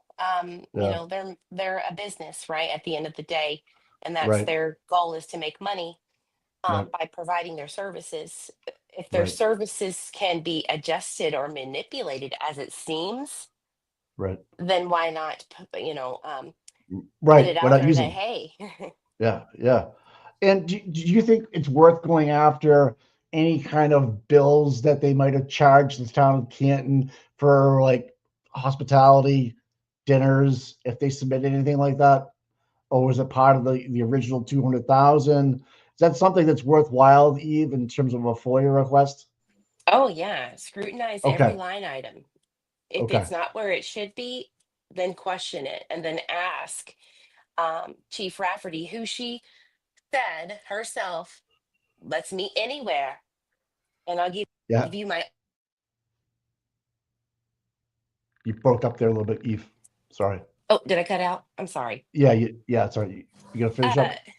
Go ahead. I was just, yeah, you need to scrutinize where the information came from, which is Chief Right. Rafferty. She's the one that provided all of this information to the audit, and I'm assuming the commissioners. So, yeah, scrutinize that. Every line item, go by it, FOIA it, and see if what their words, Five Stone's words, match Okay. what should have been Okay. given. All right. Let's just say like someone on the board might own a restaurant in the town, and these Five Stone people were there eating on his dime every night. You know, as he was part of the subcommittee, maybe, and was having dinner there, and it was a no charge. You can see that as a potential violation in the audit procedure. Yeah, and that's actually what I specialize in is restaurant accounting. So, yeah, Oh, so funny to have you on here this morning. I know, Like I, ironic, right? especially with liquor, right? If Oh there my is, goodness. yeah, that's a So fun audit. my question would be to break it down for me would be if there's somebody named McCarthy that's on the select board and these people from Five Stones are eating at a company called CF McCarthy's, if there was any relationship between McCarthy and McCarthy, or was the McCarthy, and they picked up a tab for said Five Stone meal, drinks, whatever, that would be a conflict. It could be. There are times where, you go to lunch with auditors rarely after the fact, but not during. It's supposed to be an independent, hands off, Right. non-personal audit. I have a After the question. fact, maybe. And that's still questionable, but I would scrutinize it. Okay. It doesn't look good if McCarthy is basically fluffing up Five Stones and directing them into a limited scope, it's a Yes. problem. Thank Yep, you. Thank you. that's it. That was what I was going to ask. All right. Okay. Um, so if we were to pay, let's say, $500,000 for another company instead of the 200,000, knowing that a audit company would be maybe a once a year or once every 3 years, that's why I think the expense of it was a lot higher, because they're going to do a thorough job and not expect to get called back either way in maybe 5 years. But if I was Five Stones, I was the cheapest, and I was leaning towards the police every single time, and that's what I'm known for. That would be a company that I'd want to retain as a police force within the For sure. community to make it. Yeah, Okay. Okay. yeah. All right.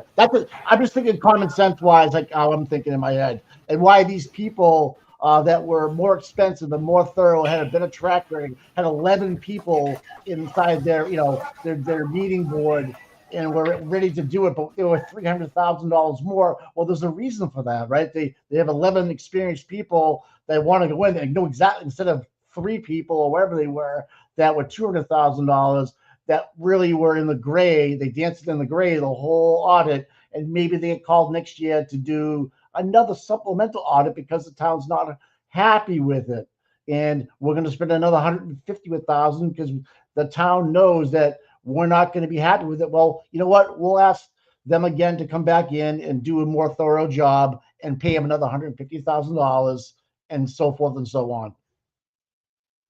Does it make sense to me? Right.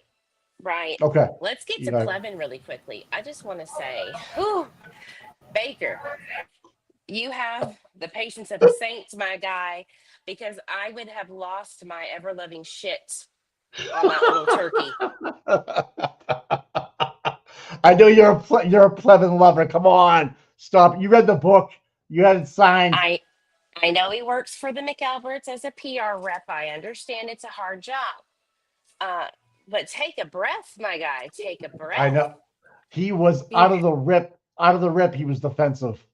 Once he knew what he was dealing with, I don't know if he knew how good Baker was going to be and on point he was going to be. Baker was definitely prepared to ask the right questions. And when he didn't get the right answers, he just started over talking and trying to change the stuff. You didn't ask it that way. And I was just like, this is disgusting. And for Baker to get on and make an apology video, I don't think that was actually needed. I think we all saw for what it was worth. And He that, was projecting on Baker what he knows he's doing, which is trying to make the evidence fit to the narrative thank you. and Yeah. saying everyone else is doing it. I mean, it's ridiculous. Eve, now that he wrote the book and is quoted several times, he has had lunch with a witness during a trial. Could he be called to the stand as a witness, and so the book as well? In your opinion, Eve, do you think they would do that? Repeat that last part. It cut out for me. I'm sorry. All right. So if Plevin writes this book, which he did, he stated that he had lunch with Brian Higgins, and he's had Kevin from inside, South Boston. yeah, right. But Mhm. he's also had inside information. Last year, they knew what the count was on count 2 because of a leak inside the anti-Karen Reed team, that they had information before we did about what the counts were. Could he be called to trial and to be forced to kind of, or not forced, but he asked, how did you receive this information? Did you really have lunch with Brian Higgins?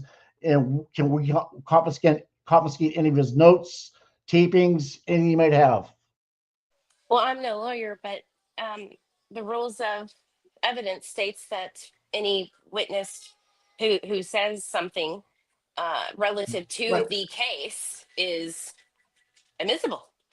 Right. He had lunch with said witness, and this is where he got his Yeah. information from. Right. Okay. Thank you. I just hope he didn't perjure himself. Federally, Right. you know. Right. Oof. Right. Oof. Yeah. All right, Tommy. What do you think, buddy? Tommy. Tommy. Tommy. We can't hear you. All right, Eve. It's been 3 hours and 15 minutes. Yeah, I'm gonna jump off. Thank you so much for having me up here. I appreciate you guys. Yeah, we come back. Absolutely. All right, I'll talk to you later then. All right. All right, bye everyone. Be good. Bye. Eve, thank you, my dear. Thanks, Tom. Hey, Tommy, I'm gonna jump off. All right. Yeah, I keep getting kicked out of here, so we're gonna call it a day. It's been a long show. All right. You guys have been You gotta great. go. Please hit the like, You gotta go. subscribe, All right. vote. Yeah. Thank you. Anybody else gonna? We can invade another show. Yeah, who you guys? I who's can't send you, but we should go over there. Anyone? Melanie? Yeah, check them out. Anybody Tell them that live? people go- Yeah, I don't look real quick. Yeah, Melanie's Melanie Little. is all Please right. go see just come Melanie out. Little. She's doing the Turk trial right now. Yep. And check it out. Tell her you came over from Seeking Justice. Yeah, We have Seeking not heard Justice, anything. sending love. We have not heard anything about any federal decision about the buffer zone today or Tommy's case. Just so everybody Nothing knows. yet. So Well, let's keep all you right. informed. Promise. Thanks, guys, for all the memberships today. Glenn, Joey King, Guardian Hawk members. All right, guys. Thank you, guys. Glenn Lake, bunch of memberships. Thank you, Glenn. Really. And Joey we will King. see you. Chat. Okay. Yeah. All right. We are back tomorrow morning. Yes, sir. Same time. All right. I'll talk to you later, buddy. I'll talk to you. Peace out, my friend. All right. Bye, chat. Great job today, guys. Thank you so much. And Nan, thank you so much. It's been a great show. We had Nan, we had Eve, we had all you guys. But above everything, we have the fact that Karen's here facing the judge for something she didn't do. So, with that said, please go visit Melanie Little. Give her a like and subscribe. She's wonderful. Tell her we said hi. And we will see everybody tomorrow, 9 o'clock. Please, on your way out, just hit the like, do a thumbs up, subscribe if you like it. And you'll have a wonderful day. See you tomorrow morning. Love you.